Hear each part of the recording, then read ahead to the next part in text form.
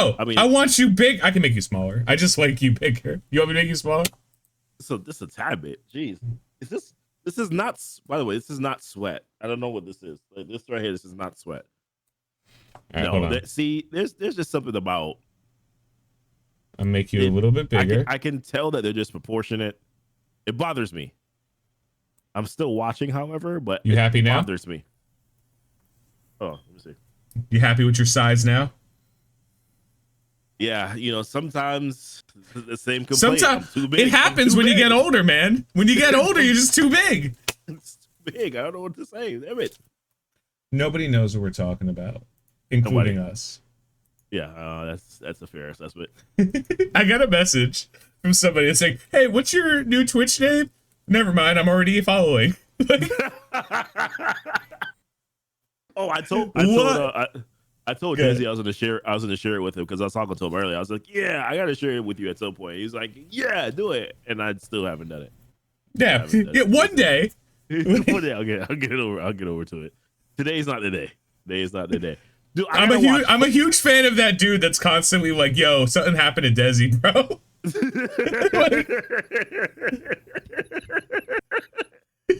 That man got me for a while. Like I was off.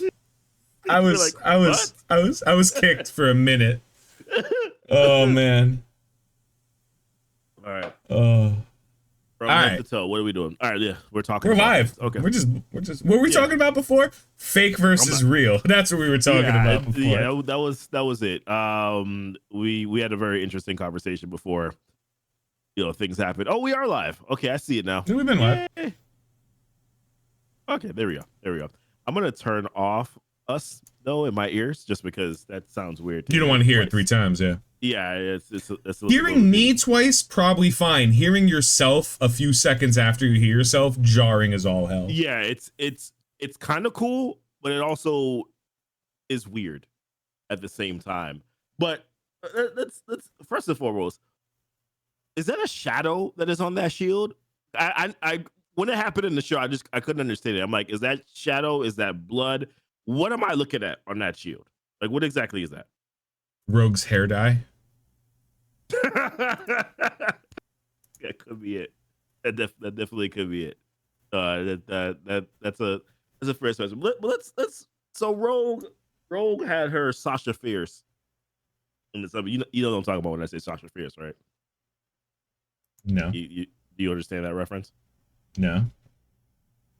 It's Beyonce. So Beyonce had, I think she had an album. Oh, you do understand. All right, fine. Damn it, I wasn't sure if you understood. I was trying to lead you into an explanation so you could be like, for those who haven't heard, but you're just like, nah, let's get on Tony for not knowing. Let's get on Tony. That's usually where I start, is get on Tony first, and then we work our way around to actually explaining what it is. So yeah, to the viewer. Is the alter ego of Beyonce. I think she had a whole album, you know, that she called, or that she pretty much basically introduced this alter ego of Sasha Fierce. And that's pretty much what Rogue was in this episode. Although some of her Xmen friends, I'm going to talk about that a little bit later on because I'm going to keep it 100% with you, bro. They were kind of gaslighting her a little bit, but at the same time, they weren't doing anything about it. You know what? Let's actually just dive into it. Bolivar Trask. Who that be that? Who that be that? Why? She lets Bolivar Trask fall to the ground. And my man Morph comes out and says, Is this who we are now? First of all, Morph, shut the fuck up. Also, and I'm not saying that. We are saying that. Yeah. Also, as it pertains to Morph, bitch, you turned into Quicksilver about 5 minutes later. Your ass could have ran down and caught Trask if you were really that upset about it. Let's talk about that for a second. You could have turned your ass into Quicksilver. You could have turned your ass into Nightcrawler and bamf all your way down and grab Bolivar Trask. But instead, you're gonna say the thing, is this who we are now? You didn't care that much. You didn't care that much. You didn't care. It's not important. You did not care that much. Nightcrawler, I don't even know what his words were. Same person. You could have also teleported. It's not technically his powers aren't teleporting. I know we're not going to get into the technicalities, but you could have teleported, went down, grabbed Oliver Trask if you were really that upset or concerned about it. But instead, you stood there. Cyclops looked in shock. There was nothing that he could do. He couldn't have saved. Jean Grey could have saved him. She also did nothing and had zero reaction. She proceeded, by the way, to catch a building. So she could have called Oliver Trask's ass. No. She could have. But instead... But, like... First of all, Rogue didn't kill Oliver Trask. No, she didn't. She interrupted his suicide. Right. And then she gently placed him back where he was. Which was falling. She calmly released the top of his jacket. That's a real Batman. I'm not gonna kill you, but I don't have to save you. Shittiest line in that fucking movie. Yeah. You are sentencing him to death. My thing is this, man. They're lying. They all wanted his ass dead. The rest of the X-Men, they all wanted Rogue did it so Cyclops didn't have to. Because Cyclops, did you see the blast Cyclops hit him when he was like, oh, we could use full force? Mm-hmm. Welcome to the full power of both eyes. Like, he did not. He did not care. He did not care. And I respect it. And to a certain extent, this is the reason why, and y'all can debate me with this if y'all want to. I'm here for it. We can go hours. This is the reason why I like X-Men more than I like Avengers. Avengers are kind of more like preppy to me. And granted, I know some people from the X-Men go over to the Avengers. I understand the point. They're supposed to be a team made up of a bunch of different heroes, whatever, blah, blah, blah. But this is the reason why. The Avengers suck. Exactly. That's kind of where I'm at with it, bro. We are lucky that we live in a time where the Avengers was the only thing Marvel had access to, so they had to do good writing for characters that didn't deserve it. Yeah. Like, dude, we're lucky. I'm going to say we're lucky. Mm-hmm. Because, like, Iron Man is not an awesome character, but right now there's a bunch of Iron Man fans. Right. Iron Man is cool the way, like, Silver Surfer is cool. You know what I mean? Like, oh, that's Iron Man. Anyway, the movie, like, Iron Man was a cameo character. You know, you'd see him be like, that guy! Captain America was a cameo character. Mm-hmm. The best Avengers stories were either catastrophic world ending calamities, or like crossovers with all of the characters that matter. The Avengers were leftover heroes, right? That's what they were. That's what it was. Yeah. Even the name, the Avengers. The Avengers. Like, it means that something happened and they came in after the fact. Like, like, you know, exactly. Like Iron Man said, we're not the Revengers, we're the Avengers. Exactly. Yeah. We're not the Prevengers either. We're not. Prevengers is what he said. But like,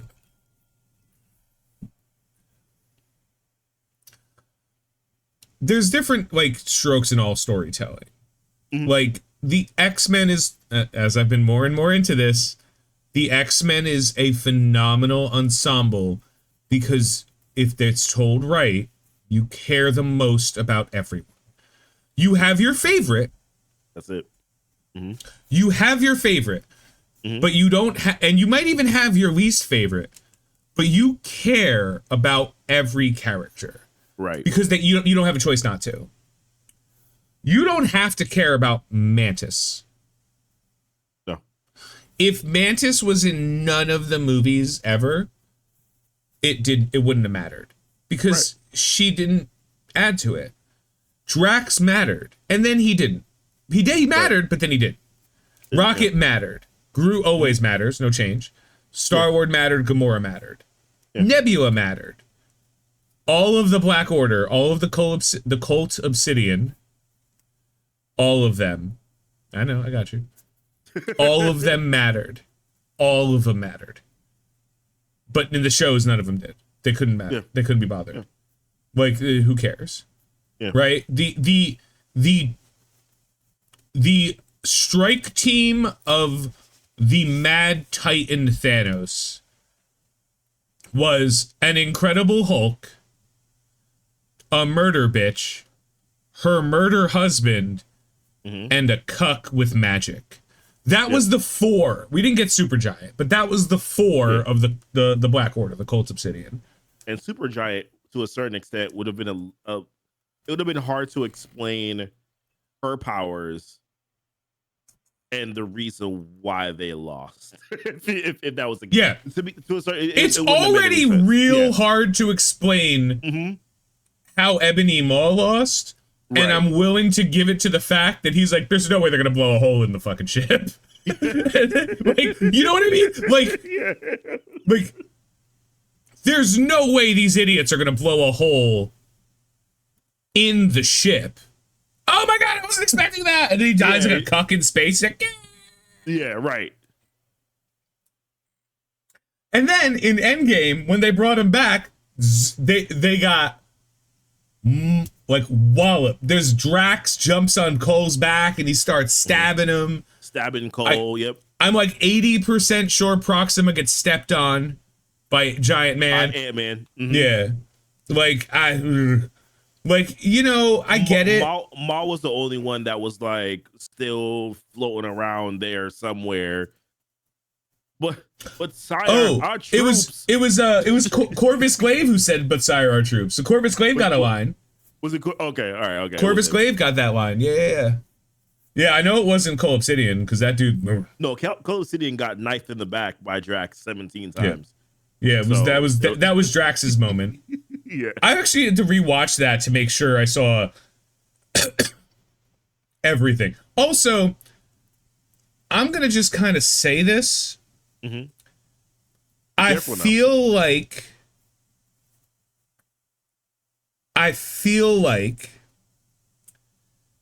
there was too many people in that scene. Why were you so afraid to say that? Because it looked epic to have like the armies of Wakanda and Kamertage there. Yeah. But I feel like the story is way better told if it's just all of the named characters just beating the shit. Just like all those guys that gave like the Avengers when they were playing like Capture the Flag in Wakanda. Like, we're gonna keep this safe.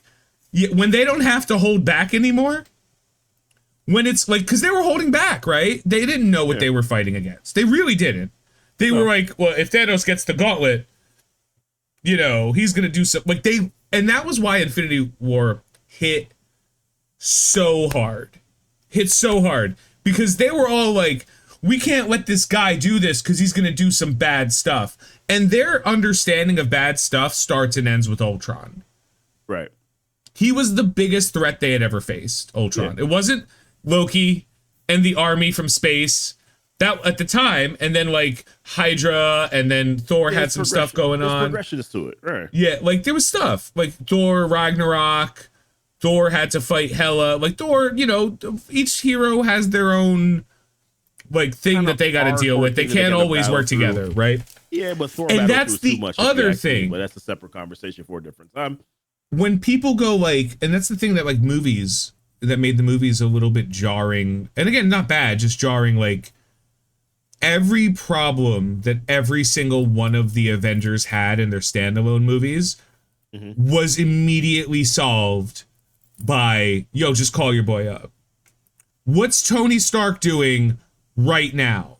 Tony, do me a favor, send a suit. Someone made a point a long time ago. Why doesn't everyone just have Iron Man suits? You know, like, I mean, that's what Spider-Man has. Spider-Man basically has a Iron Man suit. That's essentially what it is. And they had to go and course correct and get him back to now not having the Iron Man suit and just being friendly neighborhood Spider-Man, to then progress to what we know is coming eventually, black suit Spider-Man and all that. So They might all have Iron Man suits. He might have them for a special occasion. Right. They pretty much basically retconned Tom Holland's Spider-Man. If I'm being honest, they pretty much basically retconned him. No, I think they set up an origin story, and at the end, it's another one of those moments where it kind of made sense, because if you're nothing without the suit, you don't deserve it. And he had proven that he was both heavily reliant on the suit and not quite ready to do it. I like the trilogy of Spider-Man as an origin story for Spider-Man, and it is significantly better than seeing Uncle Ben die for the 65th time. Right? Like that part of the story I'm okay with. I didn't want them to go through this whole Uncle Ben and this like we've already seen. I don't want to watch him do the wrestling thing. You know, like I know it happened, and there's plenty of movies that show it happened. Yeah. I'm good just seeing Spider-Man go from a kid hero to an adult, and this was his journey, and it was a good journey, and it made sense, and now he's a wide open hero. He really is. Like he can do anything now. It's almost like you took away the shackles a little bit now, where he has a little bit more. There's multiple directions that he could go in. He's multifaceted now, if you want to kind of look at it from that perspective. I'm curious to see what the hell they're going to do in Spider-Man 4, because there's so much speculation on what is actually going to happen, and then what Sony wants, and then what the MCU wants, and what they've agreed to, and what they've compromised on. So we'll have to see. Sony's exactly like Warner Brothers. They have not had any idea how to make a good movie in decades. You talking about Matt? You didn't like Madam Web? I'm not talking about comic book movies. I just mean movies. Like they have no idea. Warner Brothers we're talking about right now, right? Warner Brothers successful movies is like what's the doll? The haunted doll? Talking about Chucky? No, the other one. Annabelle? If I didn't watch it, I erased it out of my mind. Yes, Baca, your mom. Yes, nailed it. No, like Annabelle. Like they have that horror thing down. Okay. That's it. Like that's the WB's run. Sony, I couldn't tell you. It's primarily just been Spider-Man. Really, that's all it is. It's been the Tobey Maguire. It's been the Andrew Garfield stuff. I don't really know what else that they've done that I've watched. Now, it could be because I'm just such a big, as a comic book fan, but come on now. I don't just watch comic book movies. There's been movies before that, right? Here are the movies that Sony released in 2023. Gran Turismo. The Equalizer 3, which was not great. I mean, No Hard Feelings, which is a movie with Matt Rife. Yeah, Equalizer 3 was not good. Equalizer 1 and 2 were pretty good. Dumb Money, don't know what it is. Missing, don't know what it is. Sydney Sweeney's Tits. This is the name of this movie. Sydney Sweeney's Tits. 65, which was a movie that made time traveling to dinosaurs with Adam Driver look stupid. A Man Called Otto. It wasn't terrible. It wasn't bad. Yeah, it wasn't bad. But again, it's really hard to make a Tom Hanks movie suck. Yeah. Another rom-com. Bullet Train was phenomenal, but Sony bought this picture. This picture was actually done, and they picked it up. Really? Because Bullet Train, I was going to say, like, that might be one of their better movies. I'll show you. Bullet Train was pretty good. Napoleon, tanked. Geez. Didn't do good. Where is it? Based on the novel. This was a fun movie. Had a nice little twist. It was a good movie. What's the studio that did it? Hold on. 87 North Productions. Okay, I got it. Did it, and then Columbia Pictures bought it out, and then Sony it even says distributed by.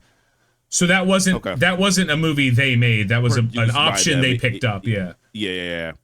Thanksgiving, don't care. I Want to Dance with Somebody, which is a Whitney Houston story. I didn't watch that Uncharted. Was it good?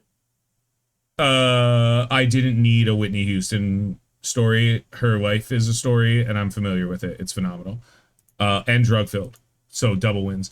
And then every Ghostbusters movie that has come out, which they range from passable to sweaty dog shit. The last 3 Ghostbusters that have come out. But that's a rough one. I mean, but Warner, to be fair, Warner Brothers kind of got lucky with that's Warner Brothers Barbie. too. Yeah, but the thing about it is, like, when they get lucky big. That's the thing with them. Like, I mean, Barbie's huge, and they were Oppenheimer too, right? But it was a good story. I don't think they were Oppenheimer. Oppenheimer was Nolan, so it had to be legendary. Okay. I don't think Warner Brothers would have done. I was wrong. I was wrong on that one. It's just because I pull them all together. I mean, Oppenheimer didn't get quite the buzz that Barbie did, although I think it's just as good of a movie. Probably. Oppenheimer was the problem. Was 3 hours long. Who has 3 hours to watch Oppenheimer? You know what I mean? Right. And it also is, to a certain extent, a little convoluted too, so it may lose a little bit of people because you do have to kind of think throughout the movie as well. It had Florence Pugh in it. That's all it takes for me to like a movie. I mean, I'll be honest with you. Like, I had to digest it in spurts. I mean, it's a very heavy, dense sort of plot. But I also probably had to digest it in spurts because I like to pick apart things. So therefore, it's also a me problem. That's part of it too. It's a me problem. I like to go over Universal Pictures. Universal Pictures released Oppenheimer. And again, they do pretty good films. So yeah. So like, we're talking about like, there are only like 4 studios left, right? MGM is owned by Paramount, which is owned by Universal, or vice versa, or something. Okay. I don't remember. There's only like four movie studios left, and then there's like Legendary. The way movies make, we don't really understand movies as a population because we don't have to, because who cares? Right. But there's generally like 4 different levels of movies. There's the distribution company. And the distribution companies are the same in anything with distribution. Like, if I have a product and I want to sell it, 99% of the time I want to be in Walmart. You know what I mean? Like, if Walmart's That's the distribution, okay, if they're my distribution, so I want to sell to Walmart, so Walmart distributes to the end clients. Like, I don't want to sell direct, right? Yeah. So that's like one stage. Like, I produced a movie. And I produce the content or the goods, and then I give them to Walmart. Then there's a tier in between that where, like, there's the studios that the production company owns, right? So, like, Disney is the studio. Disney is the production company. Under Disney, there is, like, Marvel Studios, Star Wars Studios, Disney Animated, 21st Century, which is 20th Century Fox, and then there's Universal, which is, you know, they have their own. Viacom has that, so that's kind of like how the corporate hegemony works for that. So they would be considered the producers. Is that? Well, Sony has studio. Columbia is Sony's studio. Okay. So Sony doesn't make movies; they produce movies. Because they have, like, think of it like this. Why are most TV shows now filmed in Georgia? Because someone in Georgia. Sorry, go ahead. Made in Georgia. Yeah. Come on, man. I had to do it. I'm proud of you for it. The only other one I like more than that is That's Some Bad Hat, Harry, which is what's his name's studio? The Idiot. The one who ruined Star Wars twice. I don't remember. I know. J.J. Abrams. J.J. Abrams. J.J. Abrams. Okay, got you. Regardless, there's some place in Georgia that was like, we have a lot. We have a green screen. We have a couple green screen stages. we have like a lot, like a back lot, they call it, like a place where you can like have little cities built, almost like a theme park kind of, where you can have like a town that you can like change around. We have basically giant empty warehouses that you could build sets in. We have the resources, and Georgia gave a tax break to making stuff in there to generate income for getting local hires, for doing that. So if you're a tax break, etc. Big portion of it. Okay. Yeah. So like Georgia has that. Hollywood used to be the only place. Hollywood, and there was a couple places in Canada that could do that. But there was, and I think Universal Studios in Florida had a soundstage. But that's what it was. So now it's look at it like this, like a movie is its own company because it's the movie. It has a budget, it has hires and fires, it has all of the same things any company has, but it's just the movie.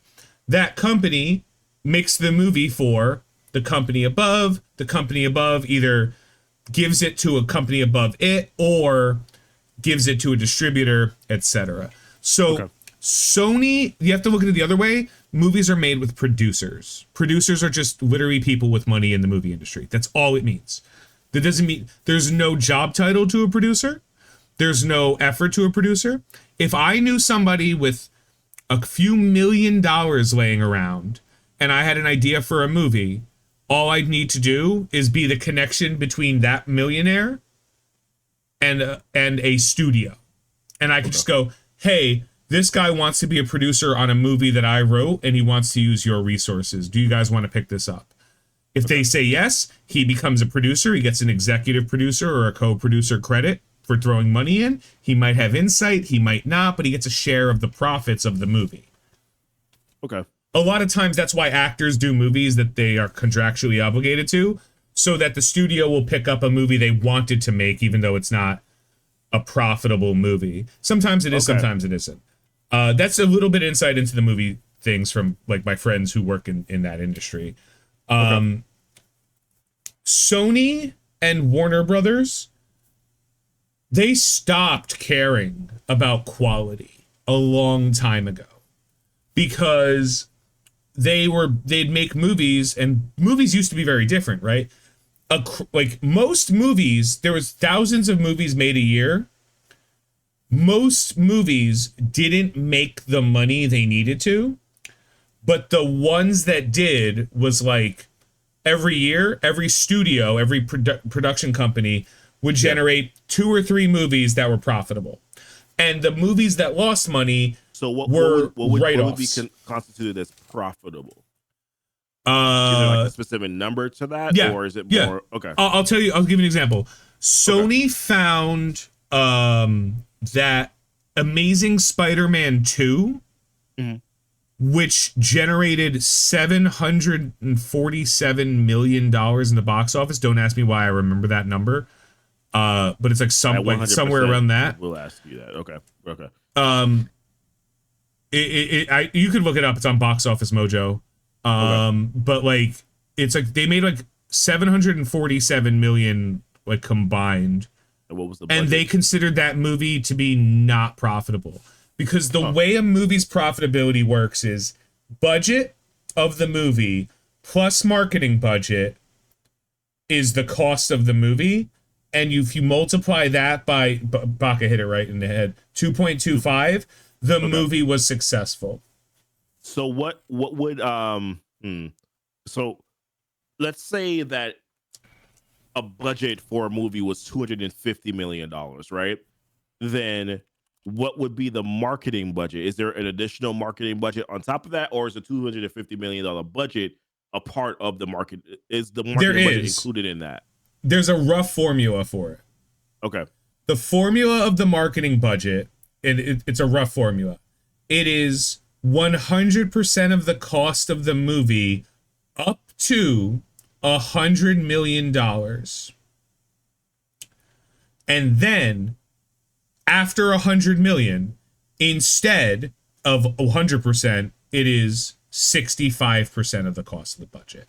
So if a movie was 100 million, their total budget for that movie would probably be about 200 million, because the marketing budget is a lot. Marketing budget. Because they have to make the posters, which does not count as the movie. It's the marketing budget. They make commercials, make trailers, make teasers, do press junkets.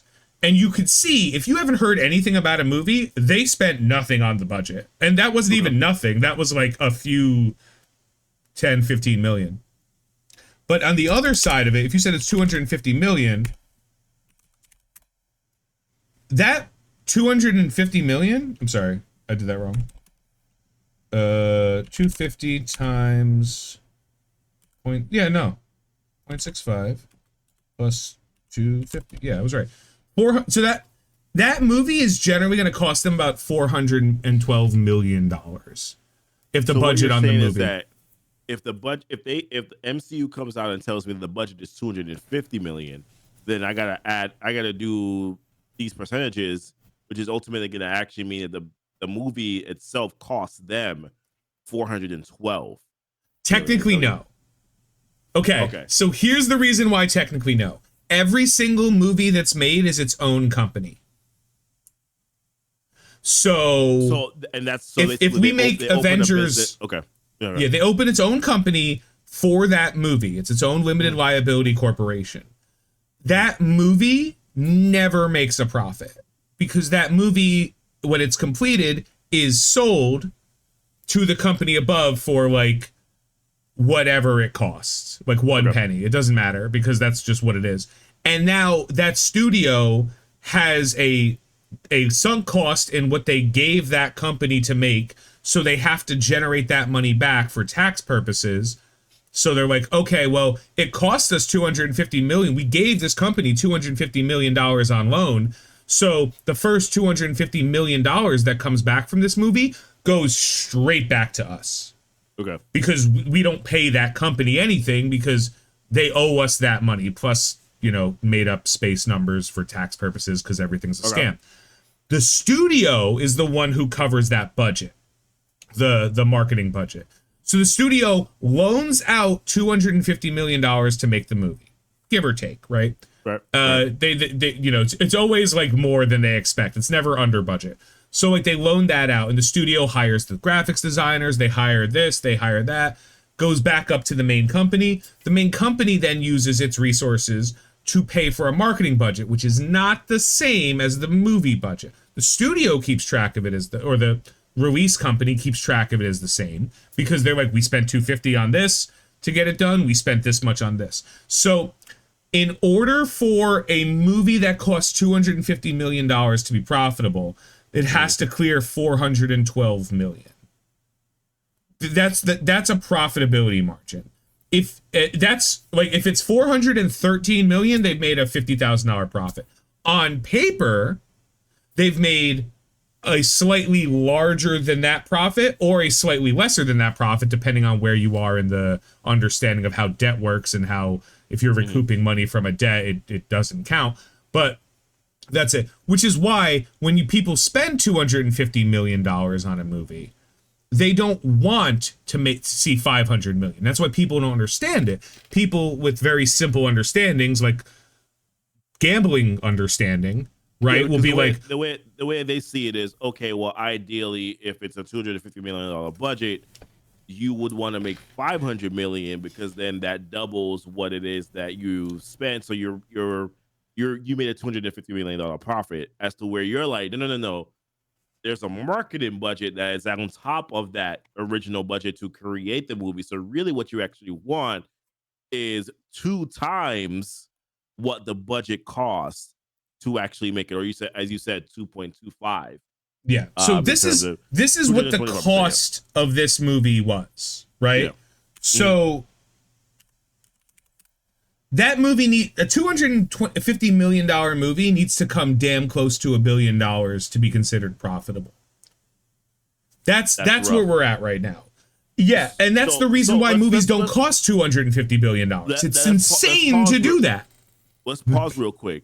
That is the reason why you see Disney course correcting niche out of themselves right now, because they spent that much money on so many movies, not even just the movies, the TV shows. And I don't know how profits work for TV shows, but that's a big deal. All right. That's something to really consider.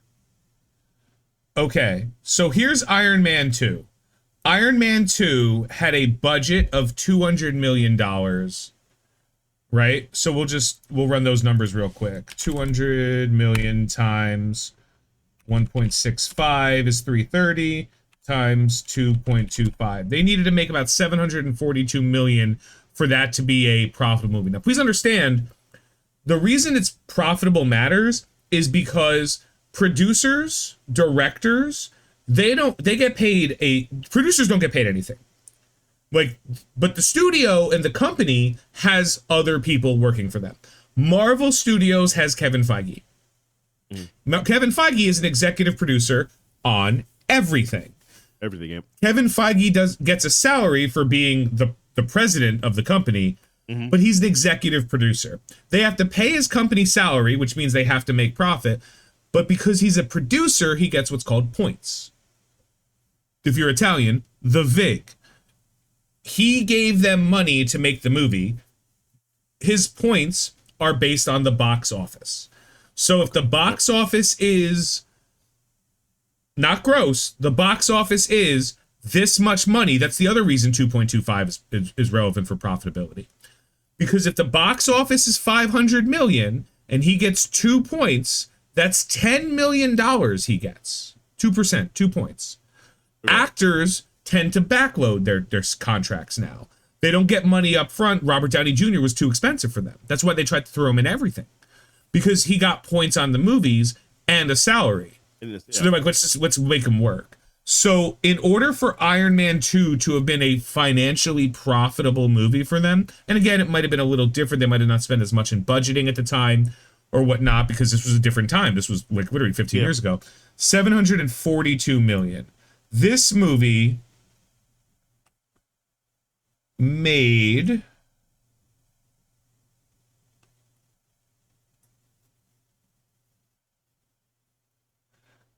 $312 million. Yikes. On a budget of 2 million. So that wasn't, but again, how much did the first movie make, though, I guess, in comparison? But I guess it doesn't really matter because it's movie to movie, right? You're not doing it based on 2 years prior to this. You're doing it based on, okay, what did we just do now? Iron Man was 140 and its worldwide was 585. Okay.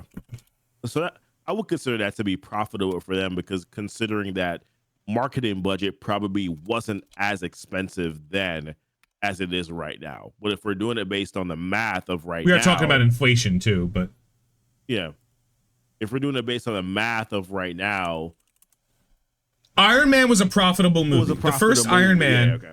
And when a movie's profitable, it's historically you spend more money on the budget. Yep. You spend more on the movie so you can make more of a profit. The juice becomes more worth the squeeze. Yep. And Marvel in the first phase, they didn't have the marketing budget. They didn't care because they were their own studio under Marvel. Yeah. Their marketing budget was their comic books. They just took out an ad in their own comic, right? Yeah. But here's another one that's a good example. Ant-Man. That's Ant-Man. This is explain. So to me personally, all this is just explaining exactly kind of where they are right now, why they're trying to course correct so heavily. We already knew it was because of money, but at the same time, this kind of paints the picture more from a math perspective as to why they're like, hey, we're gonna drop this, we're gonna drop that. We're only gonna try to produce the films that are profitable. The issue is, though, what's the formula for a movie that will be profitable? Like, what is it for us as the fans that we need in order for us to be like, okay, well, I'm going to go watch this thing now. Like that's what they need to figure out. Real quick, just for comparison. Like Deadpool, we're going to go see that movie. But if Deadpool flops, we're not going to go watch Captain America in February. Hold on. Let me put something else, because I want to finish this because I just did the math on it. Ant-Man cost $130 million. they needed 482 to be profitable. They made 180 in domestic. And then I'm doing quick numbers on this. This is about 50 million in the Europe, Middle East, and Africa. Then this is 35, 40 million. 50-40. China's 100 million. So that's 190 million for the extra companies. And then Asia Pacific is 40, 50, 60, 70, 80, 90. So they just made profitability on this movie, but like China and America was damn near 300 million. And then they got the other 150 million. They made profit. They got 500 million from it. Yeah.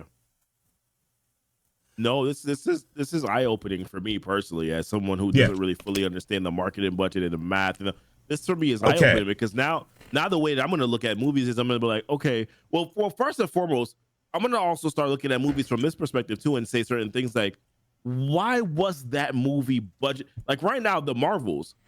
Why the hell was that movie budgeted so high? That's a question that I have, because that movie was close to what, 280 million? Yeah, that movie was insane. Show me the Marvels. This was what Baca said. Hold on. Barbie was 162 million. To be profitable, they needed to make 600 million. They made 636 US. I'm not counting anything else. Barbie was the most profitable movie last year.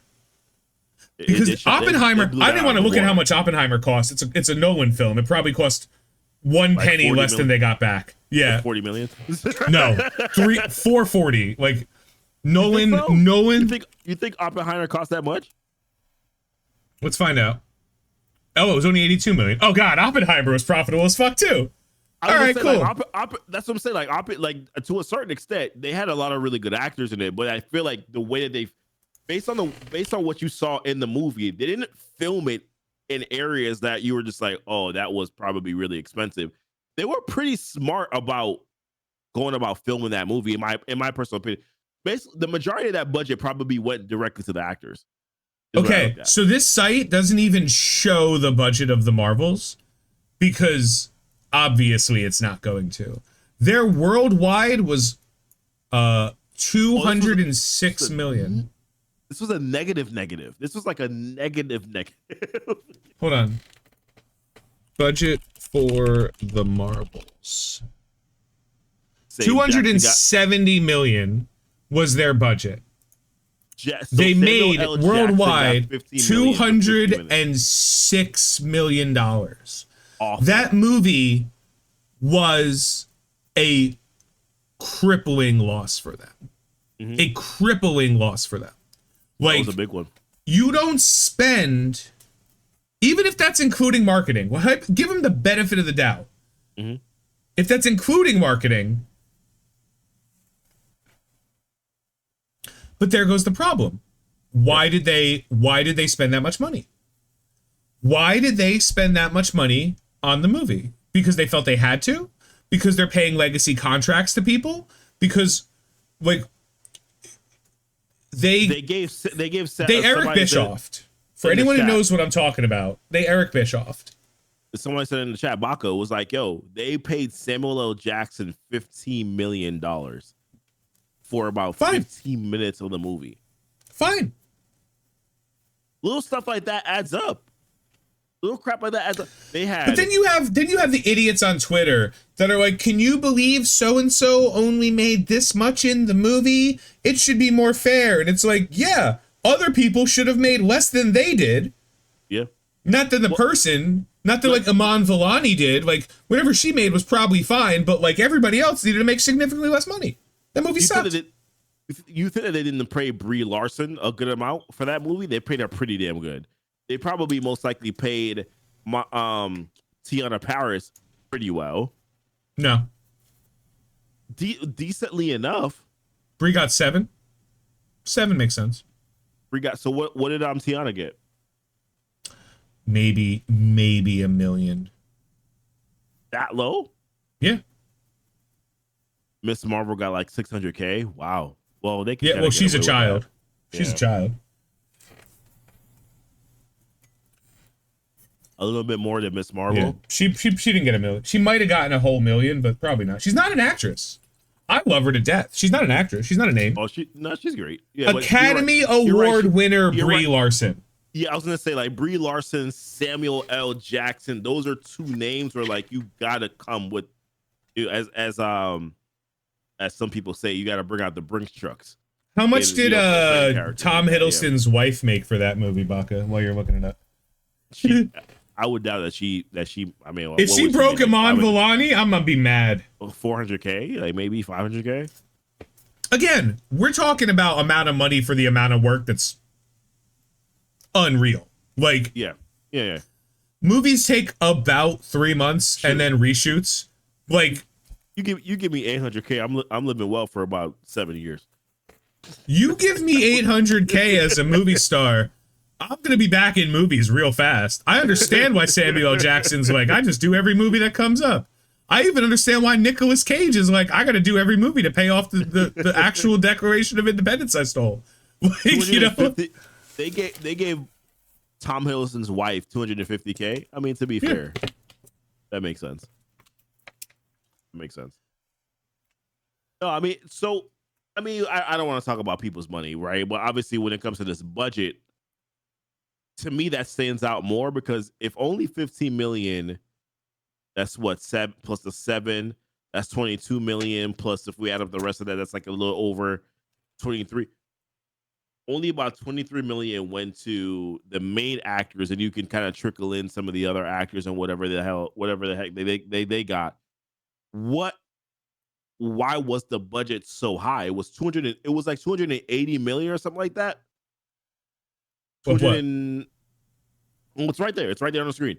$270 million budget. For what?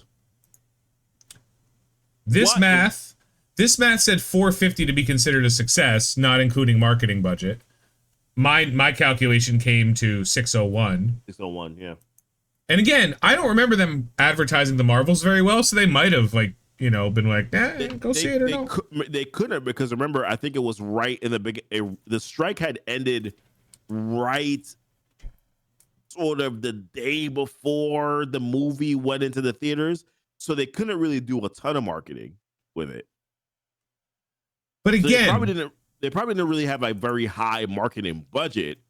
But with that being said, I'm just, like I said, I am still baffled as to what they spent the money on. And maybe, maybe I'll do some research on it next week and try to figure out like what potentially could they have spent so much damn money on, because I don't understand it. The CGI expenses potentially, I don't know. Like, I don't know what that costs. I genuinely, I'm telling you right now, I am ignorant to that stuff. I have no idea like what that costs.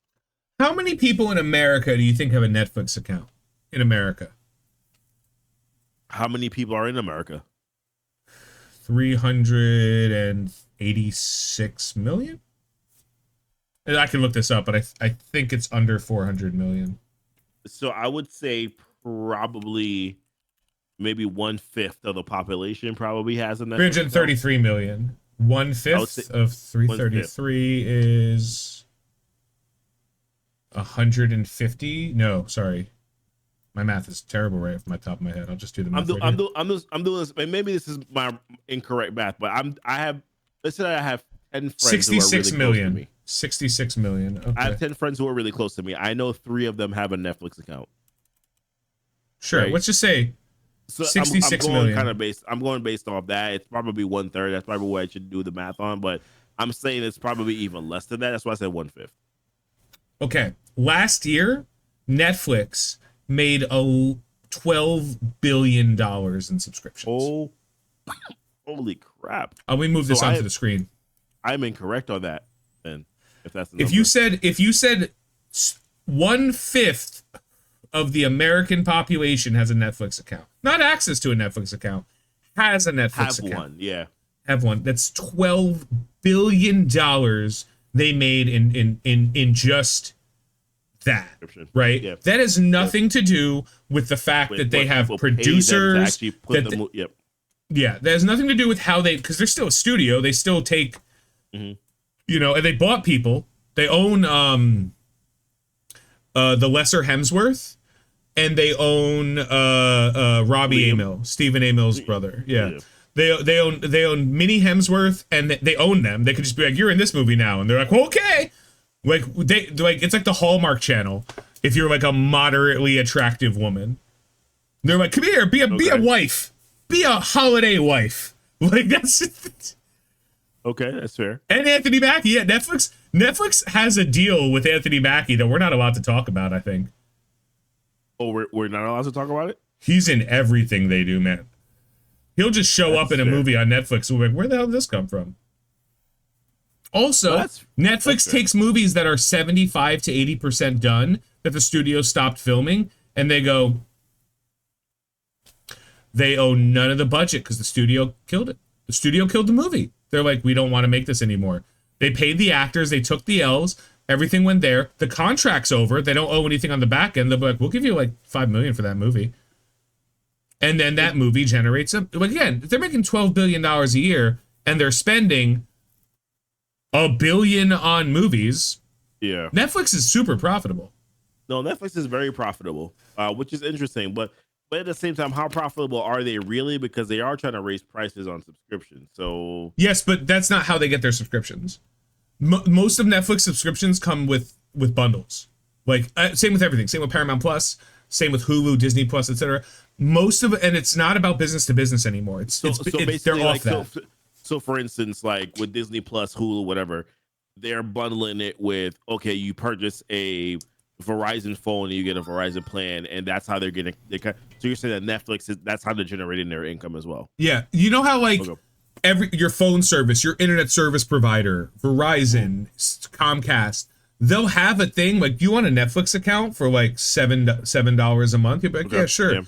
They don't pay Comcast, Spectrum, whatever. They don't pay the Time Warner Cable Company. They don't pay them to carry their service. The studio pays them to have that access because that's a draw, that's a buy. It's the same way as in like Costco has hot dogs, because people go to Costco to get the stuff they need, and then they go, hey, I'll buy some hot dogs because hot dogs aren't bad. Right? Why not? Since it's the concept of a loss leader. Win in this line forever. Sure, why not? Yeah, they have so much money. They are so. Have you seen Netflix's stock evaluation? I'm not gonna lie to you. This is a fact. I know people probably are tuning in for the Xmen 97 talk. This is a fascinating talk that I'm learning. Right, I am learning a crap ton. Here for you. We're here to drink. So Netflix's stock is currently trading at $561 with a market cap of $241.83 billion. Okay. I think like part of that is probably because I see it. Okay. I see. Thank you for highlighting that there. Okay. Zoom and enhance. Wow. No, seriously, that's Netflix is worth $241 billion. Yeah, they're look at them go. Over their 6 month high, they were down here and now they're up here, and they're 1 year they were all the way down here, and where do you think they're going? Nowhere. Netflix is dead. They don't care about anything. They're fine. They're fine forever. Nah, they're good. They're good. That's what Paramount Plus doesn't get. That's what Disney Plus kind of got and then forgot. That's what, because Disney didn't understand, and I know it sucks to say it, Disney didn't understand why Netflix was successful. They just said, why do you get a piece of this pie when we don't? They saw Hulu was profitable, but they didn't understand it. So instead, they just bought it. Yeah. The reason Netflix is successful is because it's really hard to cancel a subscription that just gives you something to do. Yeah. I mean, that's essentially what Netflix is. There's like, sure, I have Disney Plus. And like you said, I have Disney Plus specifically because of my Verizon plan. That's pretty much basically how I got Disney Plus. which then defaults into Hulu, which then defaults into ESPN. That's how life has worked. Look at its COVID growth. Because what were people doing? And then because with Netflix, constantly every single month there are new releases that are interesting. There's series that pop up where I'm just like, yeah, I'll watch that, right? Why not? They have figured out how to consistently be relevant every single week, every single month. Disney has not figured that out yet. So they just bought Hulu, which I guess is fine. But Netflix has a never-ending supply of content. Yeah. If you don't want to watch it, congratulations. You're just cable TV. Sorry, I got to read this comment in the chat. Disney hates their customers, followed by parents. It's the truth. Disney bought Hulu when they bought Fox? No, they didn't. Disney bought controlling interest in Hulu when they bought Fox. Yeah. But they didn't buy Hulu until like a year ago? 2 weeks ago. Was it a year ago? Was it last calendar year? Like it feels so to be fair, the integration just really happened with them actually now fully merging on their platform. But you are correct. The purchasing and the combo effect probably started about a year ago. Witcher on Netflix was fire during COVID. I mean, yeah, and now, dude, I watch a show on Netflix called Physical 100. It's a Korean, I mean, there's no other way to say it. It's a Korean, like Wipeout, like American Gladiators. It's ridiculous. The contests are insane. One time they built a mine shaft. Like, they built one in a studio. You could tell it was a studio, too. You're like, what? They built a mine shaft, and then they had these guys push a minecart, and then load it with 100-pound barrels of sand and then push it back. And I was like, this is my hell. Like, why would they do this? And these guys were just like Korean subtitles everywhere. Just like, I'm like, oh, why are they doing this? Why would they choose to do this? One guy was just like, he looked like the sculpture other sculptures are modeled after. Like, they were like, this is the guy. Like, he was so physically fucking perfect. They called him Thanos. Because of how big he was. Yeah, no, it was crazy. Dude, watch it. Physical 100 on Netflix. But, like, how much do you think that do you think Netflix paid for that? No, some Korean idiot paid for that. And Netflix is like, yo, we'll, like, air that for, like, we'll carry that and we'll share it for, like, 10 million. And they're like, yeah, that's fine. 10 million? Yeah, that's more than I would have ever made on this movie. And if you never saw that, you didn't see it. If you've never heard of it until I said it, go watch it now. It's fun as hell. Netflix has a never-ending supply of content of all different types. Disney does not. Disney has Disney content. I went into the barbershop today, and there was somebody watching this show that was like this new series.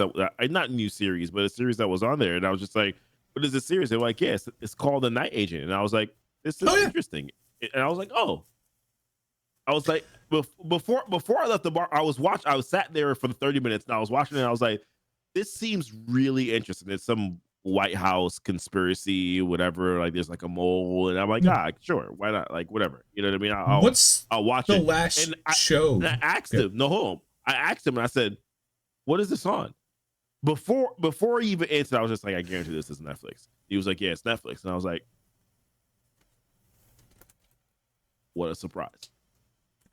Anytime that I want to watch something just for funsies, put it on in the background while I play some video games or whatever the case is, it's usually Netflix. It's not Amazon Prime Video. It's not Disney Plus. It's not Hulu. It's usually Netflix is where I go to. Amazon Prime has like 4 or 5 shows I really like. That's it. I can probably Disney, name 1 or 2 for me personally. Think of it the other way around. When you go, think of the difference between like a mall and a standalone store. Disney is a standalone store. Netflix is the mall, is a shop in the mall.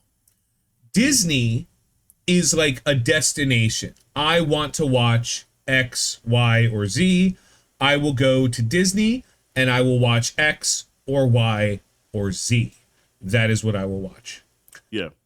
Netflix is a store in the mall. You're walking through, you're like, what the hell is this place? Is that right? What do you sell? Right. Tchotchkes. Why is there a tchotchke store in the... How can you afford the rent in this mall? You know what? These tchotchkes are cool. I'm going to buy some tchotchkes. Swarovski exists exclusively in malls.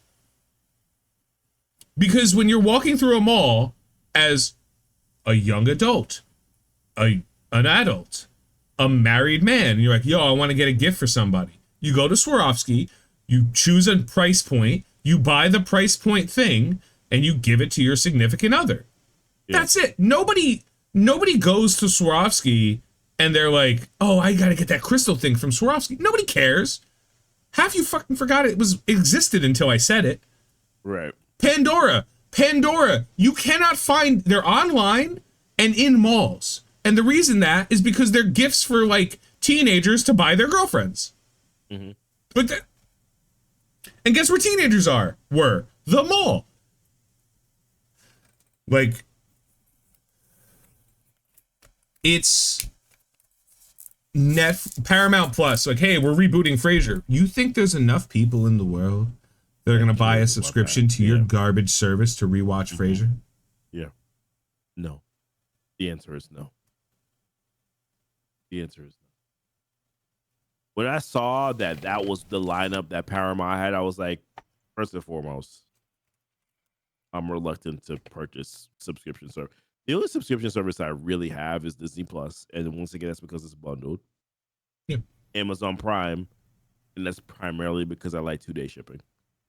You get 2-day shipping. You get 2-day shipping on every purchase, just for what it's worth. If you spend $25 or more, you get 2-day shipping, but guaranteed. Yeah, we purchase so much on Amazon Prime where it just makes sense for us to. Yeah, if you're like, crap, I really want to pick up this thing for $8, fine. But like, I don't think I've ever spent under $50 on Amazon Prime, ever. We usually do. Like we buy like little small things where we're just like, under normal circumstances, we would pay like $3 or $4 for shipping on this, but we're only buy one item, so therefore it's coming. I'm not against Amazon Prime. If you get Twitch Prime, and you can sub to us one day when we figure out how to do that. No, yeah, like whenever that happens, someday, 2027. But what was my point? Oh, my point was Netflix is the only one where we went out and said, you know what, we actually need to subscribe to this. We have to. Yep. My kids watch Netflix a lot. Yeah. Netflix is right. Angry Birds, whether it's My Little Pony, if it's Troll, it's crap. Kids things that are on there. Woody the Woodpecker's on there now. And Netflix has figured out the game. Yeah. And Disney is behind the 8 ball. They went in thinking, okay, Marvel is it. Now, don't get me wrong. Like, Shogun isn't terrible. Shogun's awesome. It's not a terrible show. Like, that's like, if anything, I would recommend. It's just hard to say get a Disney Plus subscription specifically just to watch Shogun though. It's like, what else are you gonna get after that? If you're into Star Wars, you can watch Mandalorian. If you are a long-time watcher from when I was streaming, like when I was a full-time streamer, you will know that I will defend Netflix profitability with every fiber of my being. You don't like them, I'm not going to say they're a good company. I don't think any company is good. I think you reach a point and you stop being capable of being good.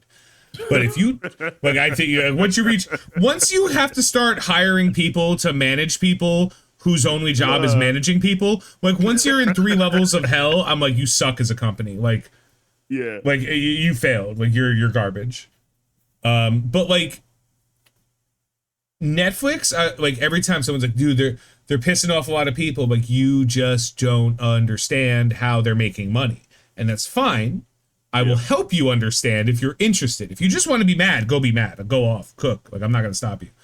But there's a reason Disney is losing money, and there's a reason Netflix is gaining money. And their profitability has only been going up year over year since before COVID. And it'll probably like that, but 500,000, they'll do it. When they reach $600 a share, they'll do a stock split and everyone's going to be rich. That's what's going to happen. Same thing that Apple did, same thing that IBM did, same thing that Disney did a while back. That's what they'll do. That's a stock conversation for another time. But like, as of right now, Disney doesn't understand. Disney hadn't understood for the longest time their role. And their role in entertainment was to produce specific entertainment for specific demographics. Right. And they've always managed to make specific entertainment for specific demographics that had a casual, broader appeal. They always did. Yeah. They always did. Moana was a specific form of entertainment for a specific demographic, and I am not a part of that demographic, and I love that movie. Right, you know what I mean? You have little smaller spurts. Encanto was kind of like that. Like it had a broad appeal, although it was for a specific audience. It had a broad enough appeal because it was a really fun, good story, right? But then they lost. Like I don't want to say they lost their way because it feels like I'm talking to like a child. They lost their way, but they did kind of lose their way a little bit. No, they thought there was. They tried to be like what Netflix was doing, and then they try to branch out a little bit into. And when I said what Netflix is doing, they didn't really understand what Netflix is doing, but they tried to do something that they thought Netflix was doing, which is I understand the concept. I understand the concept of what they were doing. No, hear me out. Hear me out. What I'm saying is that they thought producing more quantity of content would solve the issue, as opposed to realizing it's not about the quantity of the content. It's not even about the quality of the content. Let me be very clear about that. It's not really the quality of the content either. Like what they need to understand is that it's the variety of content. Let's be real.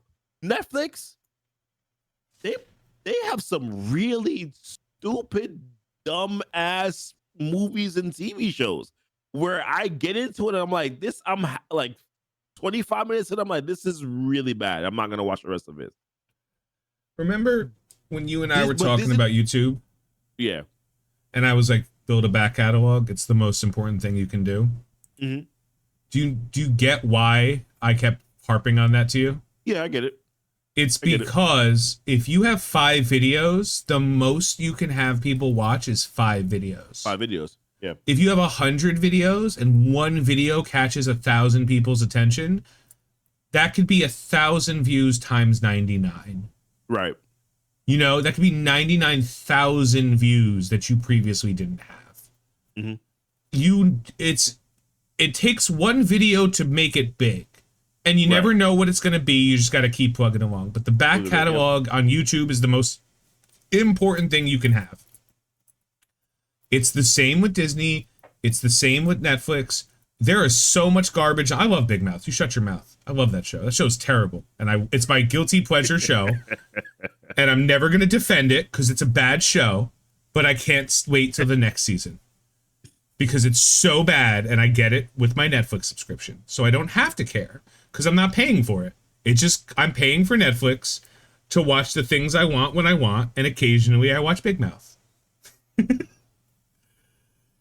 I'm looking up what Big Mouth is right now on the side of it's like this seems like a Tony show. Garbage. It's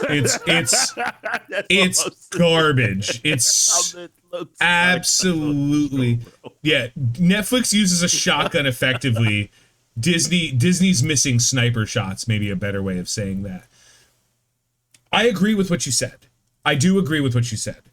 But the true and proper issue that Disney has had is that they have failed to understand, and this is a big one. I'm sorry to say it out loud, but I got to get ratchet for a second. Twitter is not a real place. It is a made up space land. A lot of really good video ideas from it.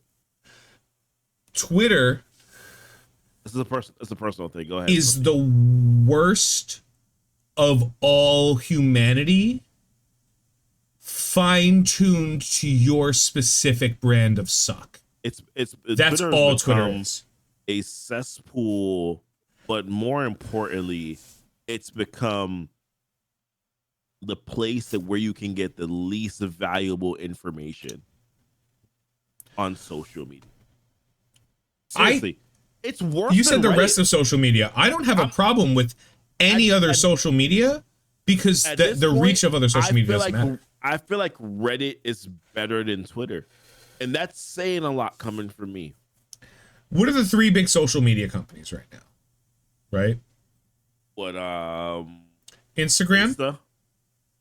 Well, TikTok is done now. TikTok. I mean, they're kind of going down at this point. We're gonna see some stuff happen. It's not Facebook anymore. It's not Facebook. Facebook is exclusively populated by married 28-year-olds and Facebook old people. Is like that. So in COVID, Facebook did this. At the same, by the way, during COVID, this happened. Yeah, Instagram is like now what Facebook was when Facebook bought Instagram. Instagram, TikTok, which might not be for long, but as of right now, it's still TikTok, and Twitter. Those are the 3 social media markets in the world. Technically YouTube, but I'm not going to quite go there because it's less social than you think. YouTube is not necessarily a fair one to throw in there because it's not really the same thing. But yes, don't get me wrong. Like Twitter is still valuable for people like me, for people like me and you. You know what I mean? Twitter is incredibly still valuable for us. Yeah, I get half the pictures from this shit on Twitter. Yeah, I mean, but the point is that Twitter has become what I complained about Reddit being 3 years ago. Reddit's not even. Reddit is whatever you want Reddit to be. Reddit is like the last resort of, okay, I need to find out some information. I'll go to Reddit because I haven't found it on Twitter. But Twitter is still the main place where I go to find. Twitter and Instagram are the 2 places where I go to where I'm like, I need some information. If I don't want to hear... Twitter, Instagram, YouTube. Those are my 3 places. If I don't want to hear about politics and I go to Reddit, I don't have to. You know what I mean? Yeah. If I want to see my favorite Reddit subthread, Bigger Than You Thought, you're welcome, everyone. Go check it out. It's exactly what you think it is. If you want, like, if I want to go to that, if I want to go to Marvel, Bigger Than You Thought, you'll figure it out.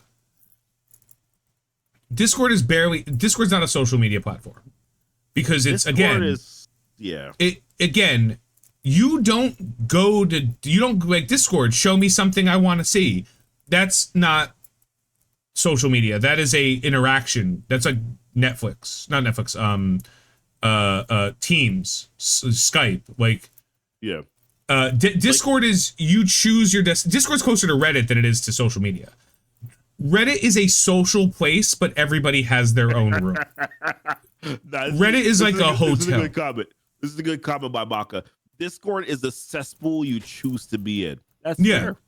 That's a fair assessment of what Discord is. It really is. Twitch is close to social media, but the truth is, Twitch, the most simultaneous viewers on Twitch is like 1 million, and that's generously 1 million viewers. Yeah, people are flipping. There are 333 million people. 1 million is a bad day for a NASA post. You know, like 1 million.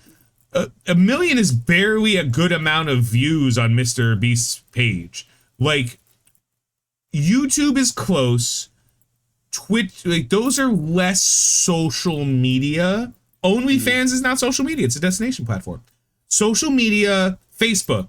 You could see your friends, but you could also see what your friends are posting, and they could see what they're liking. So you have less control over what you see because your friend might share something that you don't agree with, and then you have to unfriend them. And that's a conversation in real life you don't want to have.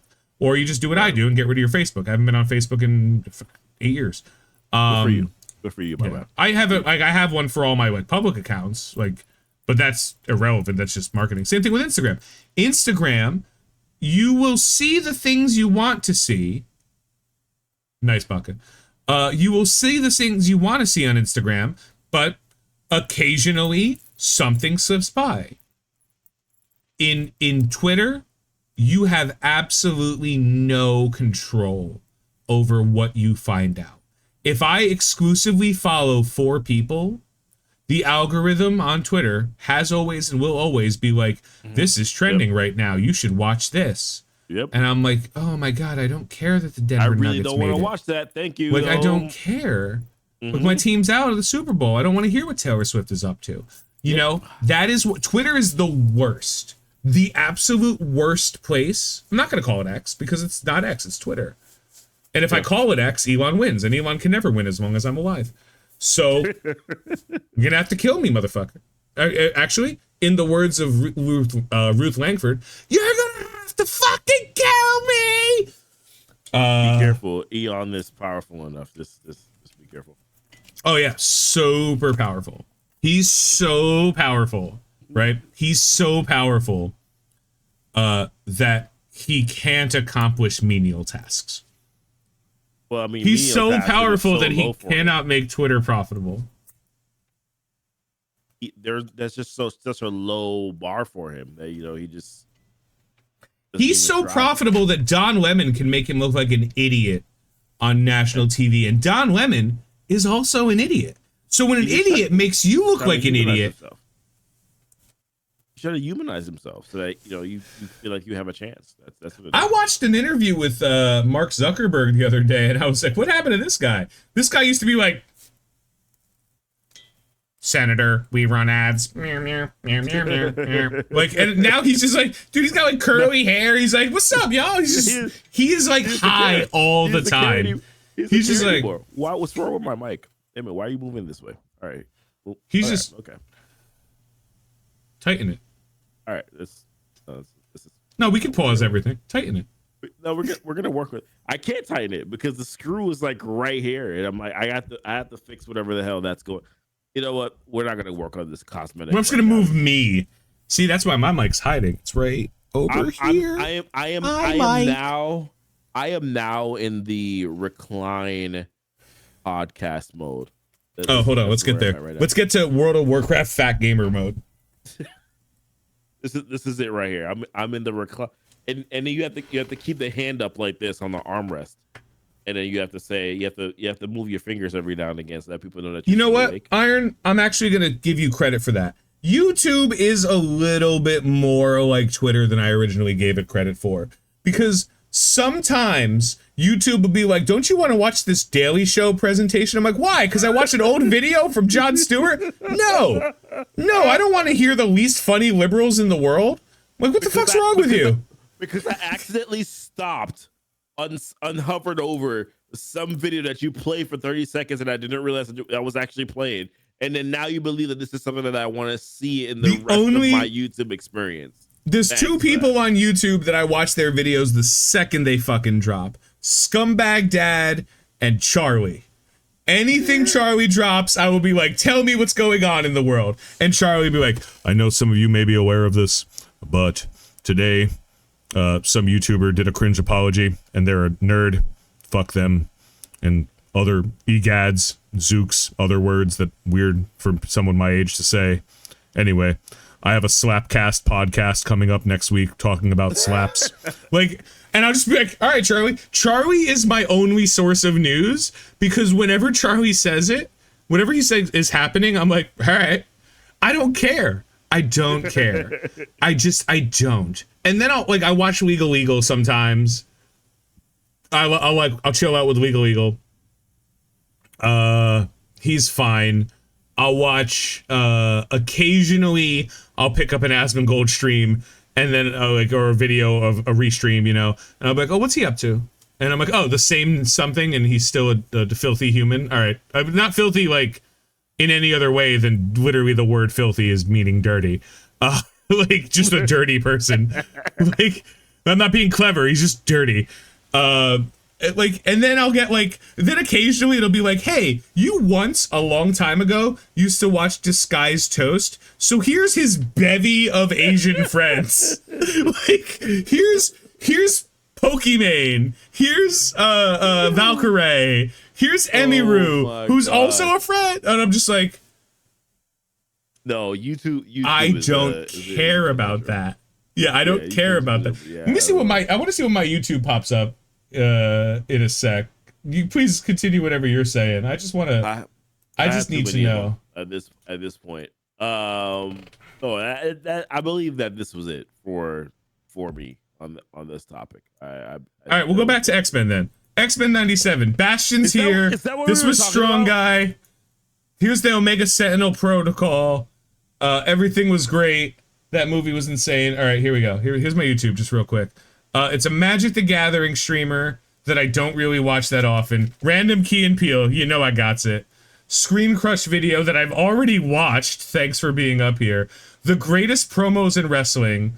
Chump, 6 days ago. Is it Hearthstone? I don't play Hearthstone anymore. Why every Fallout vault is evil explained. Why? I haven't searched for Fallout yet. Must have known I watched the TV show. Screen Junkies doing an honest trailers. Again, hasn't watched one of these in a while. Here's Legal Eagle. I always watch John Oliver when I'm in my car.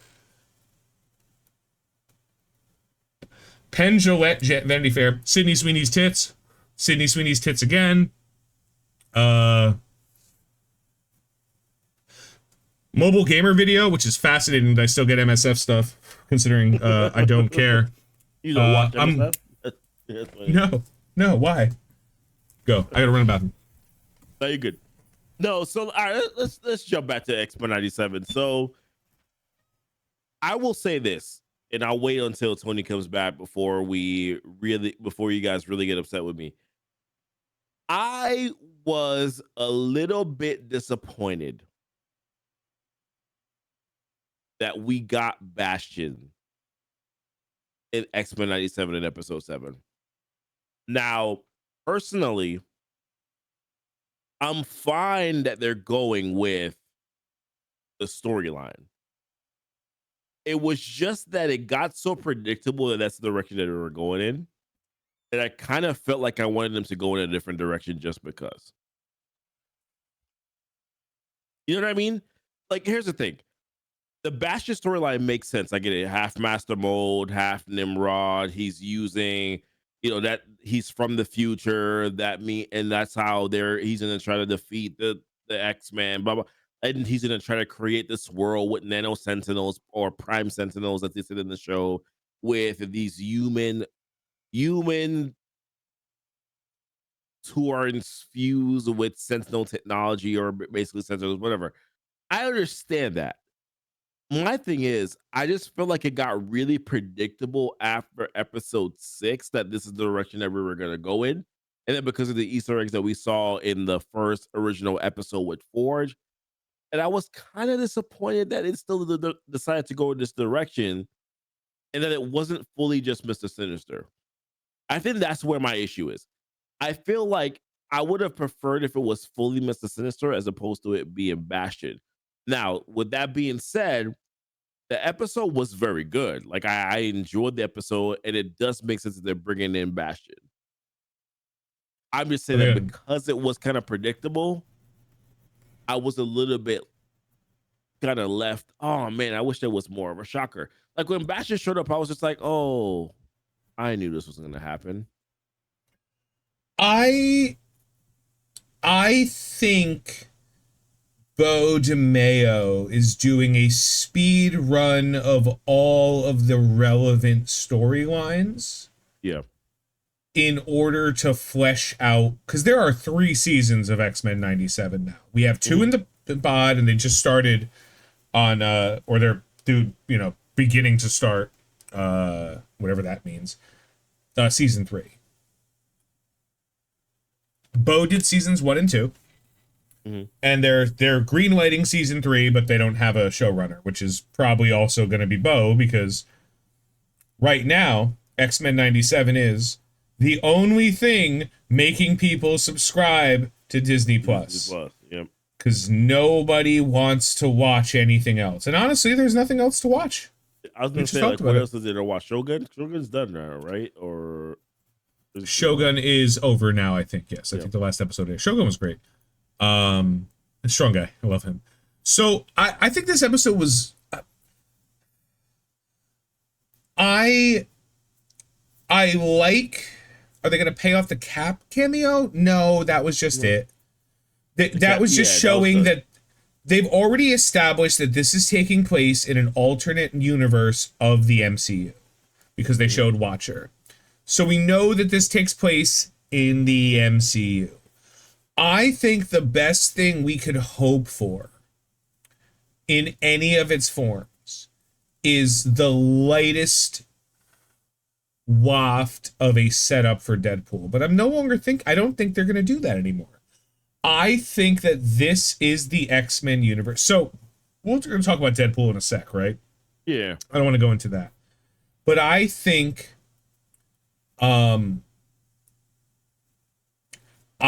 this story is, we are ways away from, the X-Men being fully brought in, and Deadpool's not going to do that, right? Mm-hmm. That's probably not going to happen until after 2027. In general, Deadpool's going to cause more chaos than he is going to fix anything. So I would say that this movie is just pretty much basically all Deadpool. You know what? We'll talk about that later on. Yeah. So I'm convinced that we are getting a Bad Batch is good, yes. I'm convinced that we're getting X-Men 97 as if you liked X-Men, here.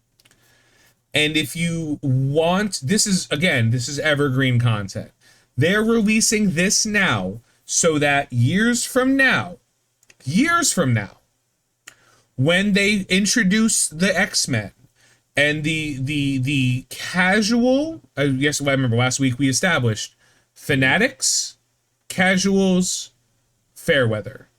Fanatics, yo, I love everything X-Men, me, the garbage people, the people you hate talking to, the actuallys, me. Then underneath it is the casuals, right? The like you would probably be a casual fan of Star Wars, for lack of a better word. You know what I mean? Like you're familiar with it. You'll watch it. You'll hear about it. You'll pay attention to it. You're kind of, actually, to be fair, you're 100% a casual anime dude. And because we were talking about this last week. Like you might reach the point where like you're like, yo. But like you're casual. You're like, oh, I heard this was a thing. I'm interested in it. My knowledge comes from what I've seen. Like I watched the One Piece live action, and if that's indicative of the anime, I dig it. Like you're casual to it. And then there's the step underneath it, which is like the water cooler talk. Like think of it like your grandparents when they found out you were interested in something as a kid, right? Yeah. Like they're like, oh, is this the Pokemans? Like that's the last tier. Like when it becomes so big that it cannot avoid conversations. Game of Thrones. What's up, Run? Blow kisses. When you can't like control the Game of Thrones for the first 7 of the 8 seasons. Lost, when Lost was out, for anyone old enough to remember Lost. Like you can't avoid it. You cannot avoid it. Right. It becomes a part of the social zeitgeist. You can't, like, people are like, yo, don't talk about it. It hasn't come out yet. It's a relevant time for that to happen. Right now, they're making this content for the fans, the people who are like, yo, yeah. Because the people who watched the first series, the people who read the comics, the E for Extinction comics, the Inferno storyline, the Life Death, they're doing it for the comic book based fans right now. This is going to serve a different purpose later. Later, this is evergreen content. This is going to serve the purpose of, I know, even up as close as Deadpool, but way further down the line, Deadpool is going to say, do you remember, this is God's honest truth, do you remember those movies you used to watch? Remember the one with Famke Janssen? Yeah, fuck those movies. That's what Deadpool is going to say. Do you remember Logan? Fuck that movie. It still exists. It still happened. Fuck that movie. Yeah. This Deadpool is going to say everything that you knew. If you were casual, if you were casual, if you were fair weather, you were aware of the stuff that was happening at that time. Maybe you saw it with your kids. Maybe you saw it as a kid with some friends. If you were aware of how the X-Men were, congratulations. All of that is getting destroyed. This is the X-Men you need to know about. That's what X-Men 97 is doing. That's what Deadpool is going to do. And that's what they're setting up right now.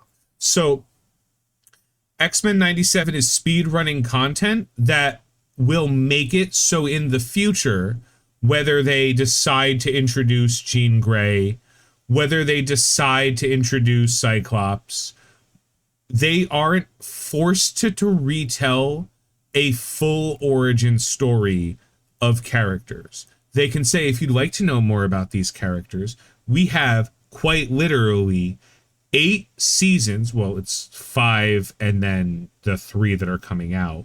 So it would be like 6 or 7 seasons. 6 or 7 seasons of X-Men lore that will get you up. Because this is the X-Men that we are getting. We are not getting... we might get Famke Janssen cast as Jean Grey. She's a little older now. She's still wonderful. We might not ever see Hugh Jackman Wolverine again. This might be his true last hurrah. And that's great. We might get a different Wolverine. It might be Taron Egerton. It might be Daniel Radcliffe. I have a piece of information that says that they spared no expense in making sure that Channing Tatum was Gambit and not as a cameo, as a part of the movie. And that they are doing their absolute best to hide that information. So we are finally going to see Channing Tatum as Gambit. And we might see him in the long term as Gambit. He might just, because he loves the character. He really wants it. He might, and if you love something, you're willing to make some sacrifices to do it. Like, how much would Disney have to pay me to play Doctor Doom? Right? They would have to pay me just enough to give me acting lessons, a voice coach, and a workout. That's it. I do the rest.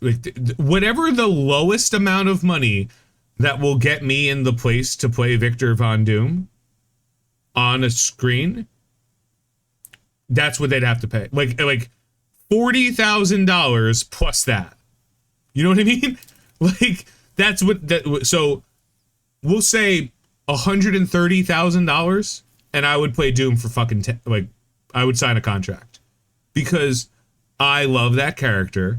There are very few people who know that character better than I do. There's also very few people who can envision what that character would do in situations that hasn't happened. I'm not saying I'm the only one. I think there's plenty of people. But macrocosmic, hundreds of people, not thousands.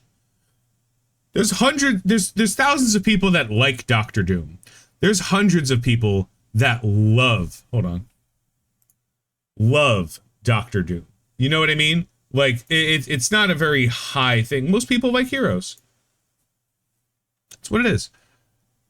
I just don't imagine a world where this X-Men 97, which is telling its own story, is going to be irrelevant. They introduce characters for a real reason. They gave Jubilee an episode that was boring for a real reason. It wasn't because they were like, we need to hit our diversity quota, let's get this female agent. Like, no. There was a reason they needed Jubilee to have an episode. There was a reason they needed Storm to have a character growth. And I think that because I'm really just vamping until he gets back. I'm running out of things to talk about. Or it was both. No, I don't think it was both. X-Men 97 doesn't pander because it doesn't have to, because its premise is already what they would pander otherwise. X-Men 97 is, look at this group of people that are hated because they are different. The premise of look at this group of people because they are hated because they are different doesn't require, and they're all women, because it doesn't matter, because it's all caught in that. And that's why when we end up where we end up at the end of this, X-Men 97 is going to be the moment we all go back to, and I mean all of the content creators, the people, and go, this was the turnaround point. People are going to say Deadpool. It was X-Men 97 that did it. I love Doctor Doom the way Ryan Reynolds loves Deadpool. Absolutely. Absolutely. Actually, I would challenge him. I would challenge, if there was a quiz show where you asked Ryan Reynolds a question about Deadpool and you asked me a question about Doctor Doom, obscure as it gets, I'm 100% sure I would do it.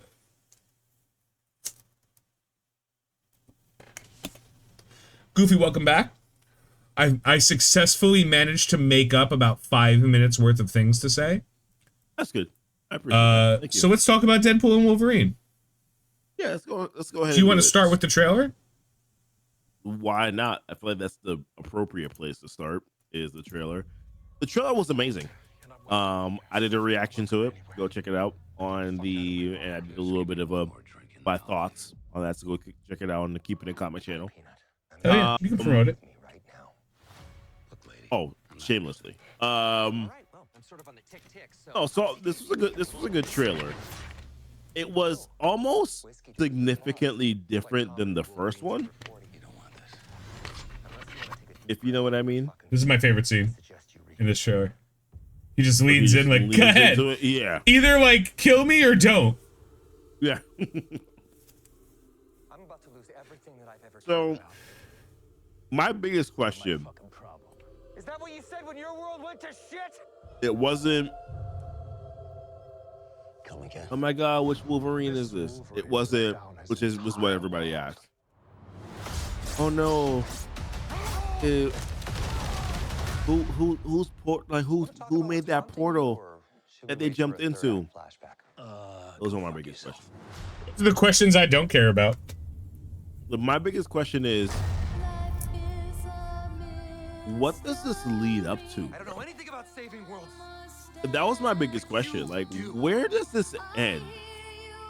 Trust me, kid. Like, is this directly going into Secret Wars? Is this? This is going into Loki. And that's what I was wondering. I'm like, is it directly going into Loki? I'm gonna go back to that. The claws aren't on the top of the hands. They're out of the knuckles. Yeah, one more time. Yeah. Dude, you have no idea how psyched I was when I saw that. This whole, I mean, and I think everybody's just like, oh, Cassandra Nova, and so they're thinking, of course, the way I look at Cassandra Nova is that she's also trapped in the void, and she's basically crowned herself as Queen of the Void. Also, I didn't recognize the actress that's playing Nova until I saw her and I was like, that's Princess Di from The Crown. Oh, really? Okay. Yeah, just another woman that hates a Charles. So who do you think, by the way, what do you think? Oh, they're jumping into this portal. What are your thoughts? I have to hear your thoughts and then I have to give mine after. And I'm gonna loop this while we talk about it. Yeah. Because this trailer is phenomenal. No, it's great. What was the question? I'm drinking. Leave me alone. Nah, listen, I'm topping up. I'm drinking. This full bottle is gone. Who do you think created that portal that they're jumping into?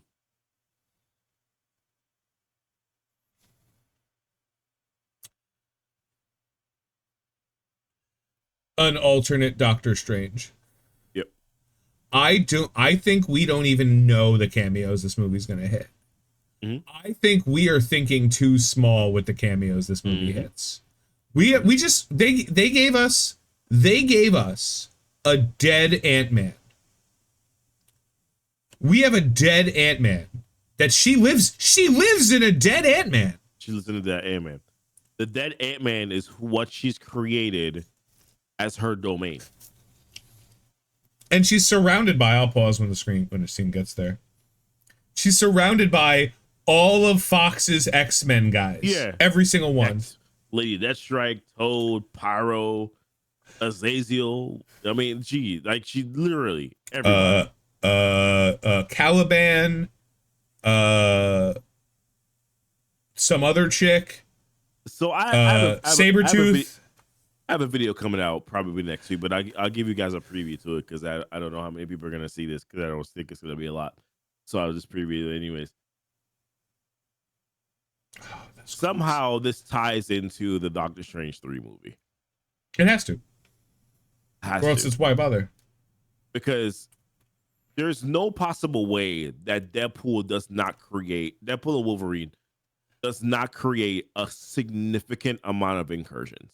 That then Doctor you also Strange have to recognize that this is there was a Goliath, by the way. We're just gonna recognize that they're gonna have to do some explaining as to what the hell a Goliath is, because not everybody watched Loki.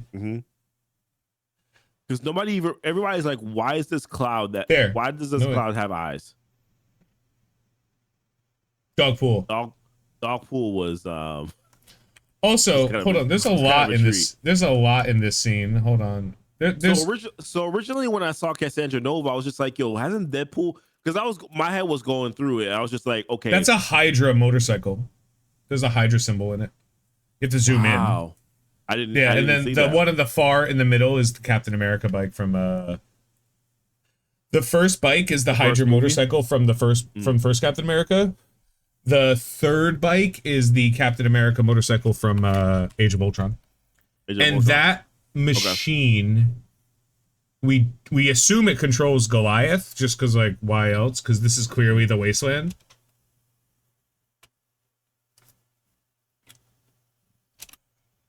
Her just bodying Logan. So this right here, initially I thought that maybe Wolverine had already known who Cassandra was. But based on the way that he attacked her, I was just like, this dude clearly has not fought her. Cassandra's here. She's right in this background. So she's letting them jump into whatever that portal is. Yeah.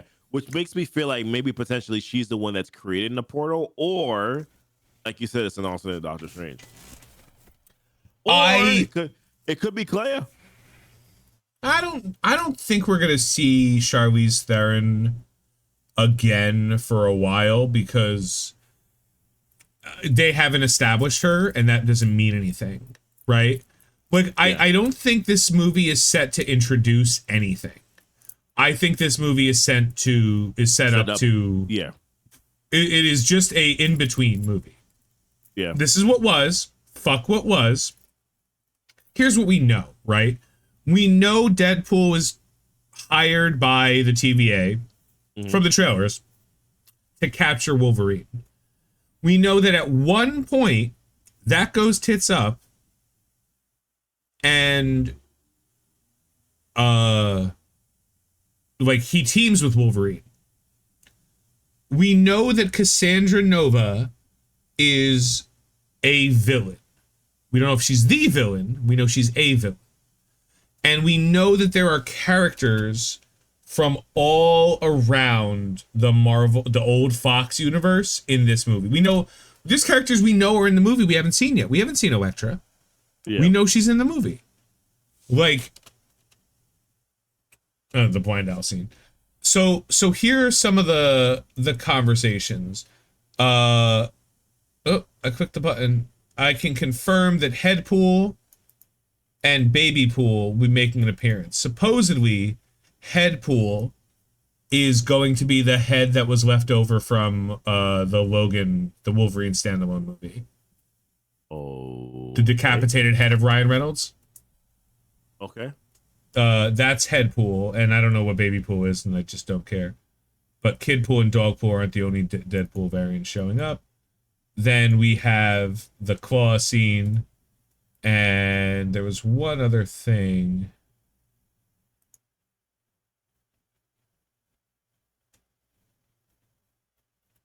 Oh, other things that I heard about was that it is confirmed that Blake Lively is playing Lady Deadpool. Wanda Wilson. Yeah, the one with the Uzi. Yeah. And I still have no idea if Taylor Swift has been cast, but it is as Dazzler, but like I want it. She looks like that. She looks like Dazzler. I personally don't want it, but okay. Why? I'm over this. She's literally a self-made billionaire. She is the definition of self-made billionaire. Oh my gosh!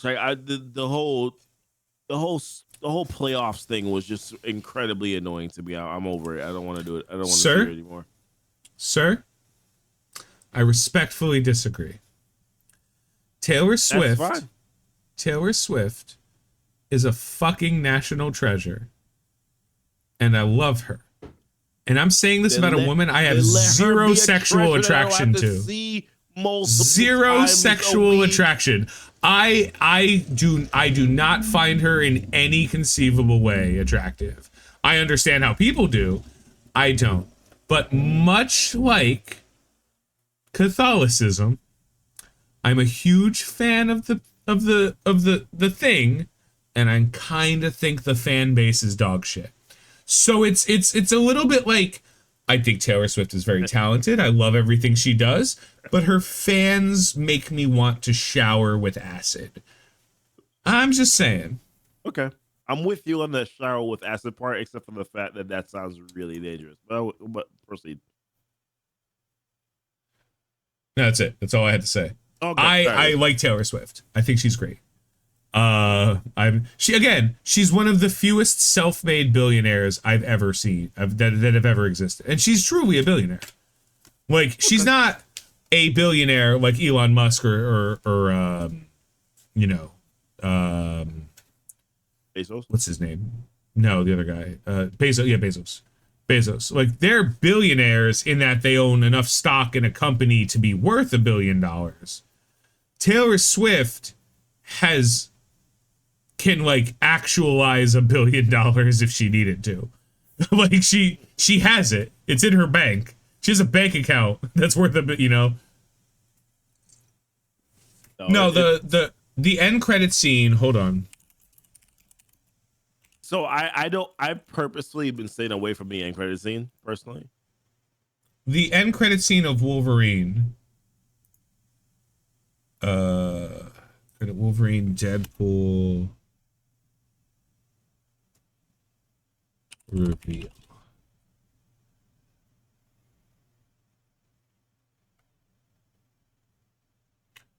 Mind-blowing post-credit scene for Deadpool. I don't care about that. I don't want that one.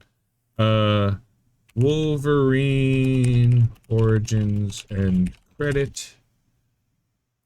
Yeah. For those who don't remember, this is the end credit scene of Wolverine Origins Deadpool. No music is playing because why should it? Okay. You see a disembodied hand walking around because he was chopped into pieces. And he moves over to his head.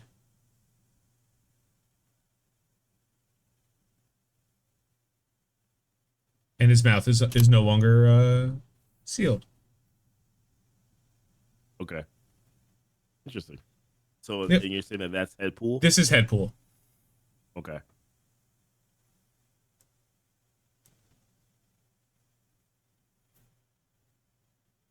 I mean, fine. I mean, do whatever you want, right? I mean, this is kind of Deadpool is a movie where you do whatever you want. I just want this to lead up to Secret Wars. That's all I want, or lead up to Doctor Strange 3. Because we're supposed to be getting Doctor Strange 3 before we get Secret Wars, right? We're getting an event. So I got another piece of information. Okay. It's kind of big. Should I say it? Do it at your own risk. Thunderbolts has an asterisk because it's not Thunderbolts anymore. Okay. What does that mean? It means a lot of the reshoots for Thunderbolts might have some more characters in it than you originally thought. Okay. Let's talk about this offline, or do you want to talk about it here? I mean, it looks like the working title for the Thunderbolts movie is going to be changed in the next 3 months after Deadpool, because they don't want to take away from Deadpool. After Deadpool comes out, they're going to change they're officially going to change the title of Thunderbolts. And the title of Thunderbolts is going to be Dark Avengers. Okay. That's what I heard. I heard it from a guy. Assume. Ooh, pizza. Dark Avengers. But what are you talking about? But Dark Avengers is not the name of Yelena's soccer team, or what was the soccer team or football? He was a member of the Dark Avengers, I believe. I was talking about the soccer team. That's not what they were called. I have so many comics, by the way, to catch up on before any of these movies come out. It's gonna be a fun time over the next few months. All right. So, and then Cassandra Nova, right? People have been asking questions about like what her plans are. I don't really think that her plans are important. I maybe it's just me. I feel like she's just like a placeholder of a character.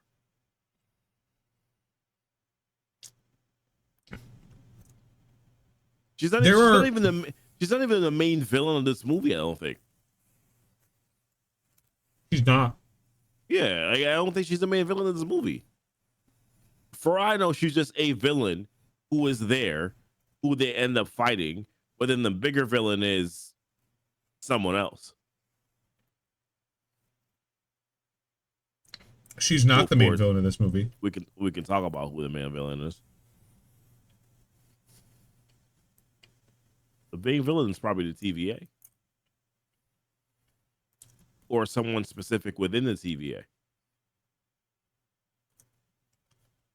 You have to remember, I'm this trying movie not is to supposed say it to out loud specifically, which I mean I know you know what I'm talking about, but yeah. Kang! Yeah. Oh, by the way, if you thought that we were talking about Paradox, no, that's not what we're talking. That's not what we're talking about. No. I'm talking about somebody. If you've watched Succession, he should be the main villain because that show was dope. No, Paradox should be the main villain. Don't get me wrong. But what I'm saying is, it's Kang. It's no one else, in my opinion, other than Kang. They have not once said that they are going away from Kang. I believe that they're going to recast. I am under the impression that they are recasting Kang, and they're going to continue that storyline. It's just that they won't make it the main point of the storyline. It's just going to be more so of, all right, well, we started the story. Let's finish the story off. Then we'll kind of lead into another villain.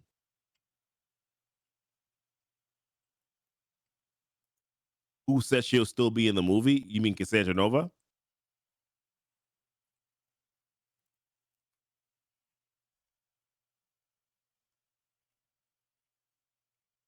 Who did Venom: The Last Dance cast Mordo for? That's interesting. I guess they're not keeping the camera. Okay, if you don't know who Clark Bacco is, let me help you. She is the second best character in Letterkenny. Okay. If you've never watched Letterkenny, let me help you. Watch Letterkenny. Is it on Netflix? It is on whatever you want it to be on. It's the best show ever. It's about rednecks in Canada. Okay. She is the second best character in that show. And she is lovely. If the Jared Leto isn't crying, he's still Morbius. That's true. Tom Hardy, sure. Juno Temple is an undisclosed lead character. Chiwetel Ejiofor as Mordo. No. But it might as well be. Oh, look, it's Amy Pascal, the worst thing to happen to movies since Kathleen Kennedy.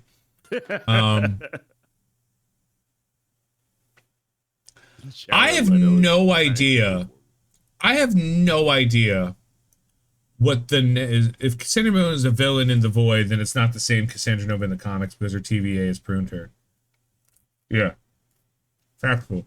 That's actually not a bad take, Iron Wolf. That's a fair take. I mean, Wolverine still can't 1v1 her, but yeah, it's a fair take.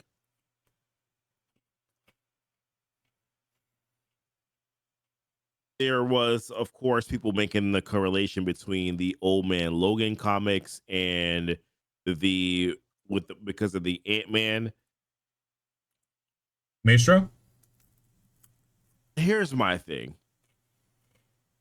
I understand that people want to make correlation between the Ant-Man, the Old Man Logan comics, and of course the Dead Ant-Man and all that. I understand why people want to do that. I just think that sometimes we have to learn to look a little bit deeper than that and understand that what they're doing is that they're trying to pay homage to the comics. It doesn't mean that they're following the storyline. We see this already with X-Men 97. They are honoring the comics. They're honoring Life Death. They're honoring Inferno. They're honoring all these different comics. They're honoring E for Extinction. They're doing, but there's still a specific storyline that they are making up. They're not following directly what the comics are doing. They're just honoring the comics. Does that make sense? Also, I'm not entirely sure I want to deal with his incest babies.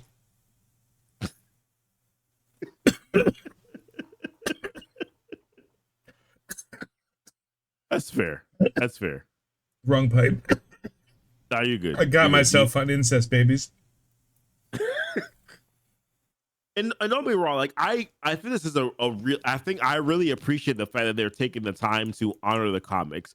But I mean, there's also like the whole Wolverine thing. There's like, to me, like the storylines that could match up to what happened with that Logan, why he failed that universe.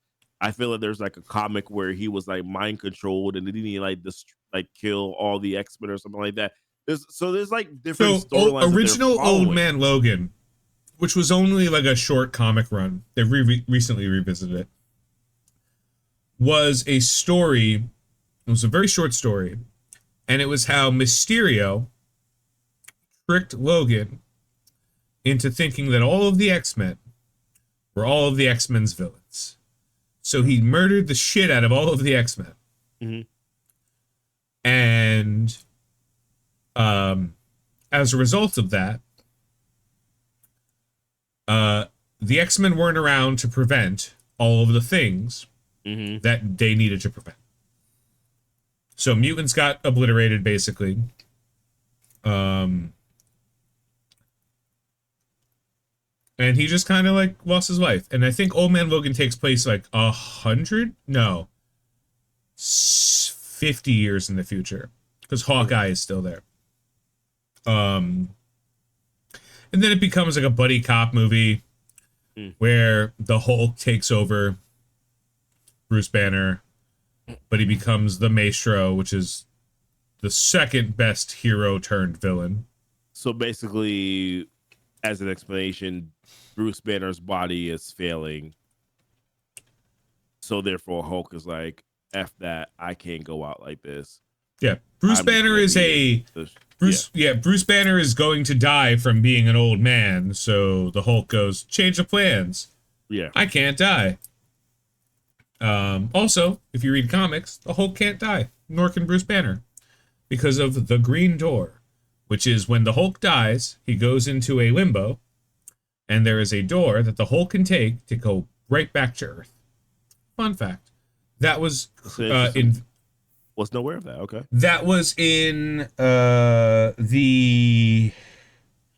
was a horror run of the Hulk. I'm trying to remember what it was called. Hulk series.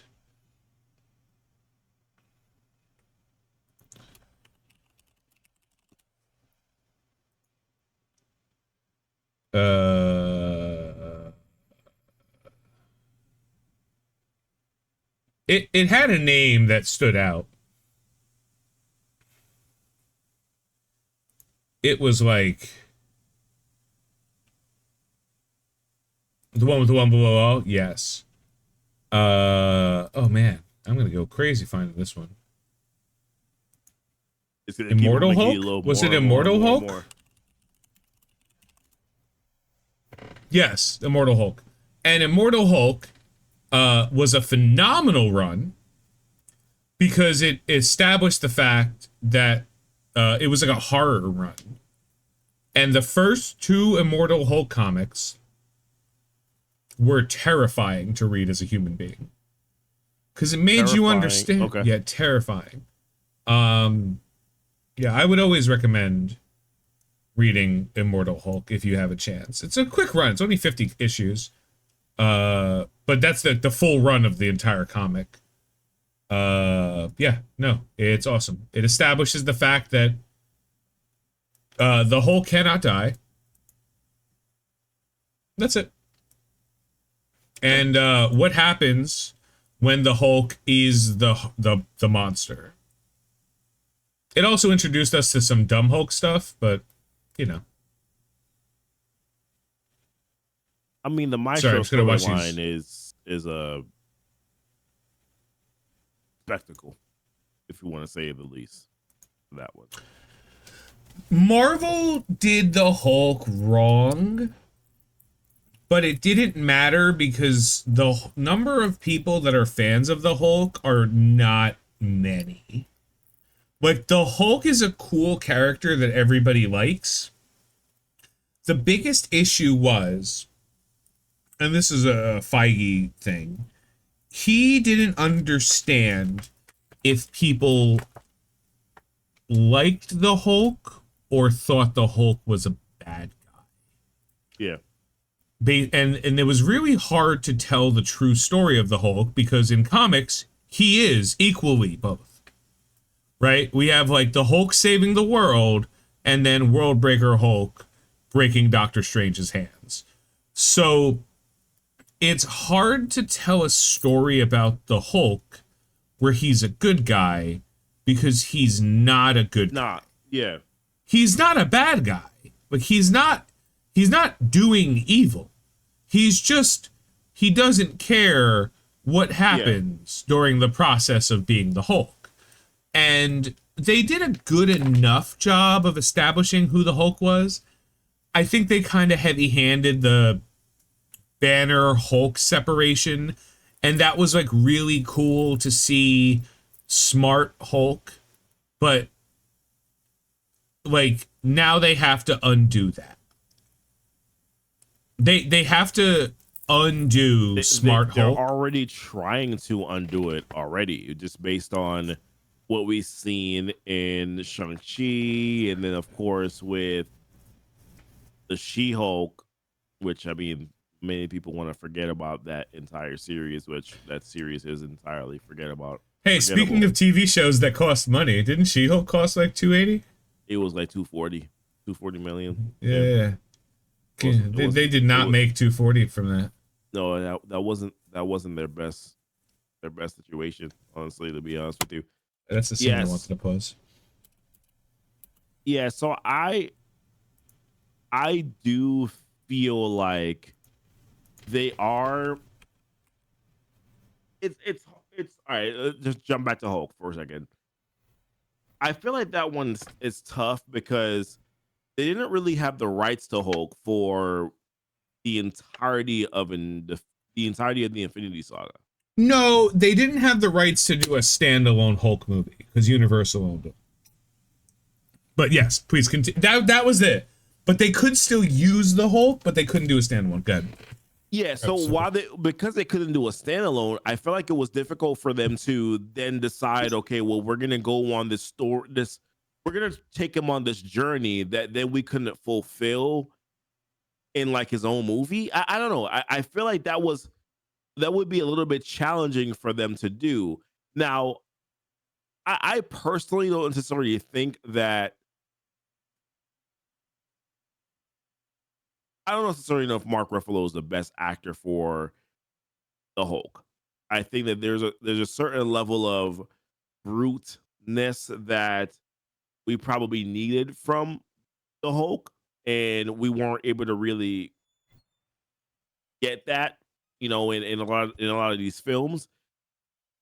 But I don't think it was necessarily because they didn't want to go there. I just feel like it was that they had to satisfy so many other stories as a part of the process with, and I feel like it probably would have it would veered off too much away and detract too much away from some of the other stories that they were trying to build by having sort of like a brute Hulk in a way that they should, which I think is the reason why they defaulted to having Smart Hulk in the last movie. Because if you were going to focus on brute, idiotic, silly, making a mess of things kind of Hulk, it almost takes away from the progression of Iron Man.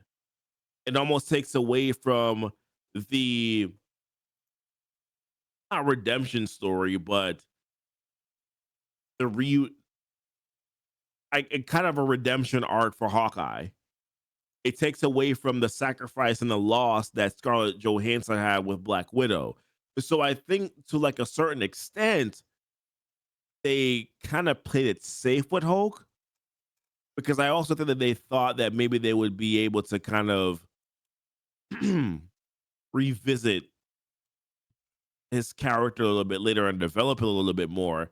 But now that things have changed, I don't know if they can even go that route anymore. And I mean, Mark Ruffalo has said it already that he's probably too expensive for them, which is not probably incorrect. Uh, so I'm just showing the scene that was deleted on the Infinity War thing. That was By the way, supposed to was be a the good scene to scene. delete. Yeah. Yeah, it was dumb. If they did it right, it would have been fine. But it was. I actually have the pop vinyl. I have two of them because I gave one to my roommate. Because he loves the Hulk. I have the pop vinyl of the Hulk busting out of the Hulkbuster, which was like that was the scene. We didn't need the Smart Hulk scene. Yeah. We needed the Hulk busting out of the Hulkbuster.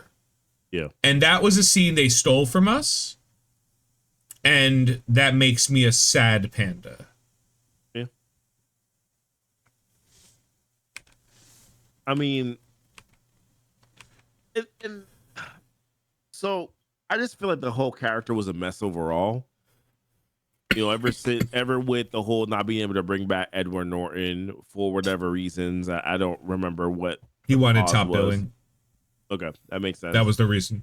Same reason they got rid of what's his name? Rhodey. Rhodey. Yeah, the other guy. What was his name? Oh, I also heard Terrence Howard. I also heard a rumor that Terrence Howard is in this Deadpool movie. As Rhodey? As an alternate version of Iron Man. Interesting. Okay. All right. I have heard that they are showing us the parts of this movie that are Deadpool and Wolverine and Fox related, and that is about a solid half of the movie.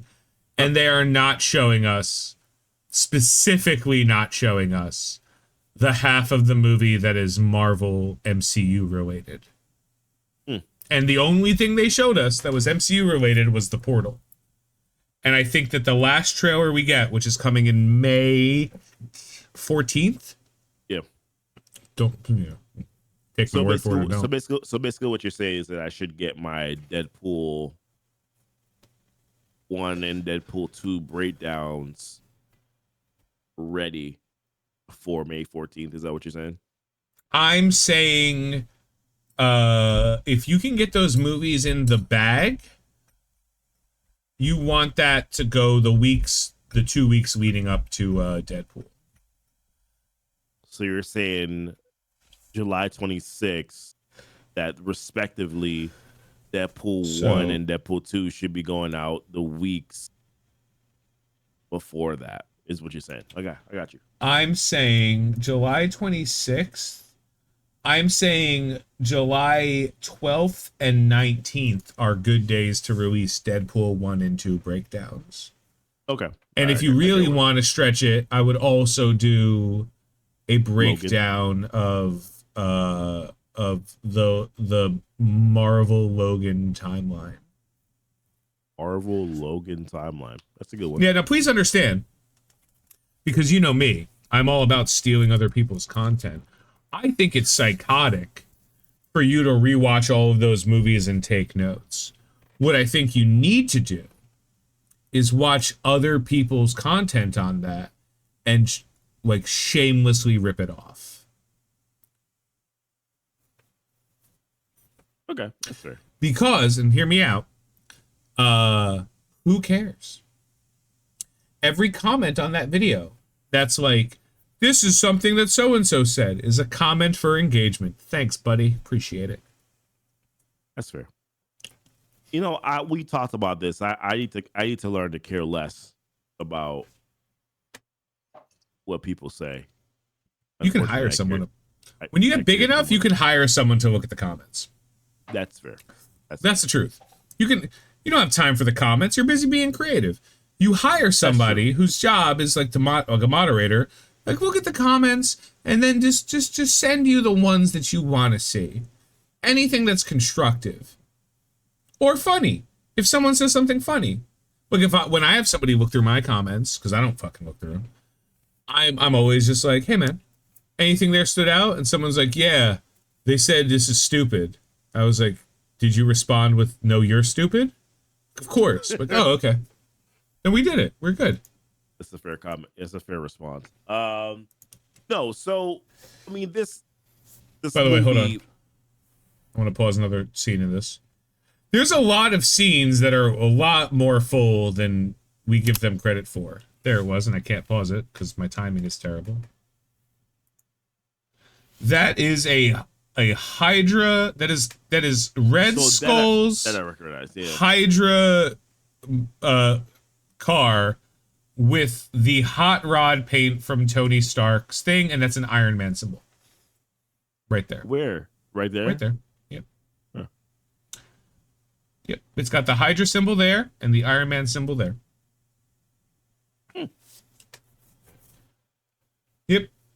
So this is supposedly this is the Terrence Howard. Interesting. Maybe. We'll have to see. Maybe it's Tom Cruise's Iron Man. Who knows? Maybe he got Brad Pitt to do a cameo as Vanisher again. I mean, because we all want that. Hey, maybe that portal goes directly into 616, that battle in Avengers Endgame. I think I heard someone say that.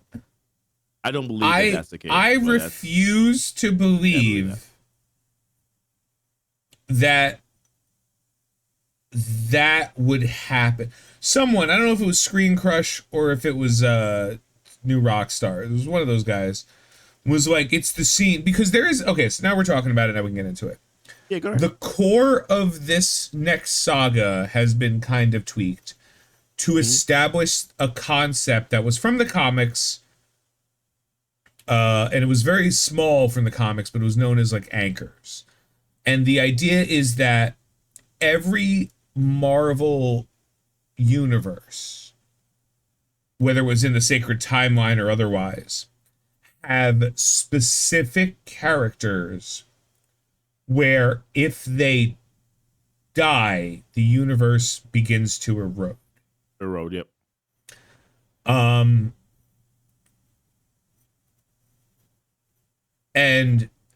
the thought following that already leap of faith into to assume that that is the process, right?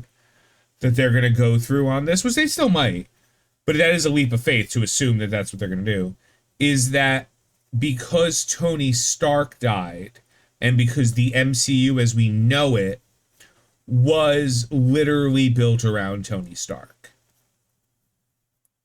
they could use that as an example as to why, for lack of a better word, Phase 4 sucked.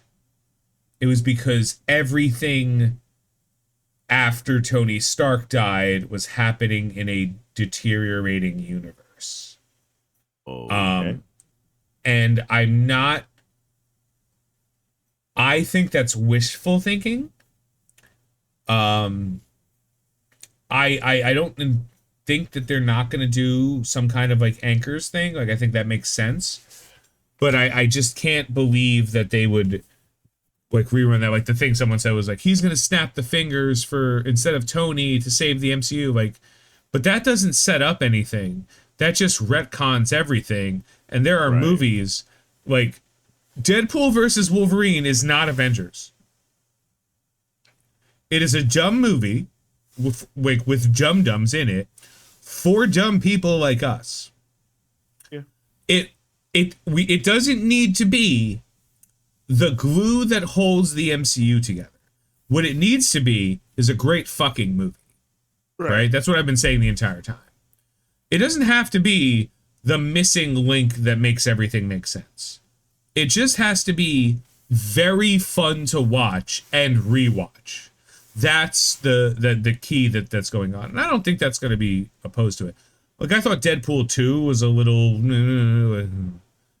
I liked a lot of Deadpool 2. I didn't like all of it. I liked all of Deadpool 1. Every step of Deadpool 1 was phenomenal. Yeah. Deadpool 2, it had really good high points and then meh low points. So to me personally, I feel like Deadpool, it doesn't necessarily need to be this big major crossover like thing. I just needed to create enough chaos to where the other movies become more important. That's all I need. It needs to be enough chaos, but No also Way be Home. fun. Yeah. Because No Way Home and like these movies are literally brushstroke paint by numbers. They're the same movie, right? A multiverse of different characters from different places are showing up to solve one problem, and different things, but it's the same movie. Right. I don't live in a world where it makes sense that this movie is a linchpin. I want to end this movie with no answers but real questions. Yeah. I want to go, what is happening? Yeah. Why is this happening? Like, why is Teona Parish in this, scene? Like, why? Yeah. Why are we talking about the TVA? How come you guys don't have channel point redemption? We're not a real stream.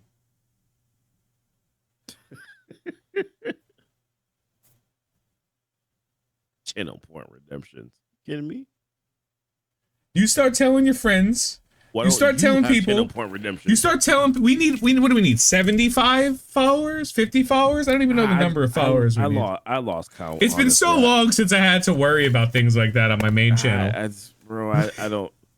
Numbers, more. That's what we need. More. You tell your friends. Here's what you guys do. Here's what happens. Y'all need, all of y'all, and if you're on YouTube watching this, really? Why?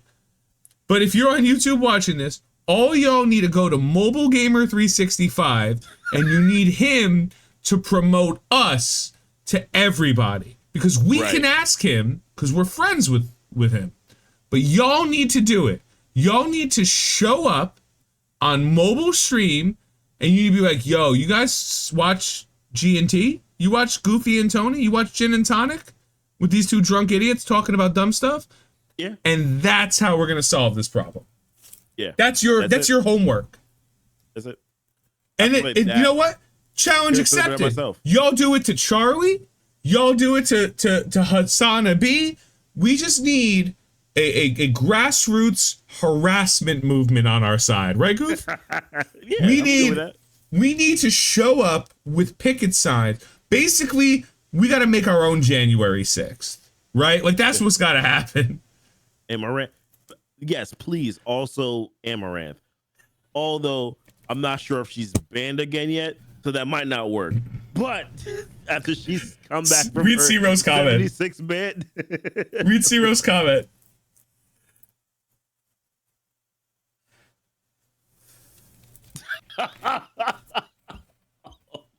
I'll handle Piney. Don't worry about Piney. I'll handle Piney. Oh my goodness. Oh, I can't repeat that. Doesn't Purple Sticky have the J6 market corner?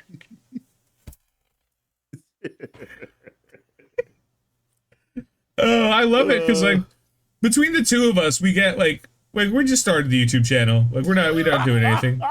Yo, like we just started that, but like this is gonna be lost on so many people that watch like oh I don't really watch them from MSF stuff. Invite Grimace. Yeah, we should get guests on. We'll start figuring that out. Oh, we should. We'll start figuring that out. That would be pretty funny. Oh man. Yeah, we'll get. We actually made space so that we can have somebody up top. We'll just get a guest in the top, show up and be like, "Yo." One of us will talk less. But here's the thing: we'll just be in the background doing stupid no, I'll just be smoking weed. That's fair. I need to figure out this mic. You see this? It's just moving whichever direction it wants to go in now. That's why you need to get one of these. You get one of these full articulating arms. So here's the thing. So the mic stays exactly where you put it. This week on Dragon Ball Z. I was gonna say this week on Dragon Ball Z. You know, but it just reminds me of how many times I've been waiting for Goku to do his spirit bomb. Goku continues to charge the spirit bomb. Meanwhile, everyone is still dead. Why is this taking 7 episodes? Next week on Dragon Ball Z, Gohan still needs an adult. Piccolo, I need 5 minutes. Are you holding? Did he just hold a grudge? Just put a picture of Ro up and say he's a live guest and no one will know the difference. Hey, that's true, man. But I'm not cool with it. Wow. Hold on. This week on GnT, Goofy finishes 2 bottles of wine and then goes on a rant. Tony loses his keys. Goofy yells really loudly for no reason. Nobody knows what he talked about for about 6 minutes, but we were all still engaged. Tony stares exclusively at Sydney Sweeney's boobs for 5 uninterrupted minutes. Tony did a TED Talk on Sydney Sweeney's breasts for about 7 minutes. Someone had the audacity, nay, the nerve, nay, the gall to say Sydney Sweeney is ugly. And now listen to me really closely on this. That may be true, but how dare you? How dare you insult the best working breasts in the business? I don't have time for this. I can't tell you whether or not she's ugly. I have no idea. It's impossible to tell you if someone's ugly if her face is never presented.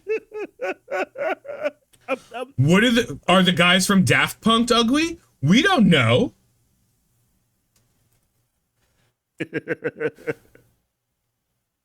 Oh boy.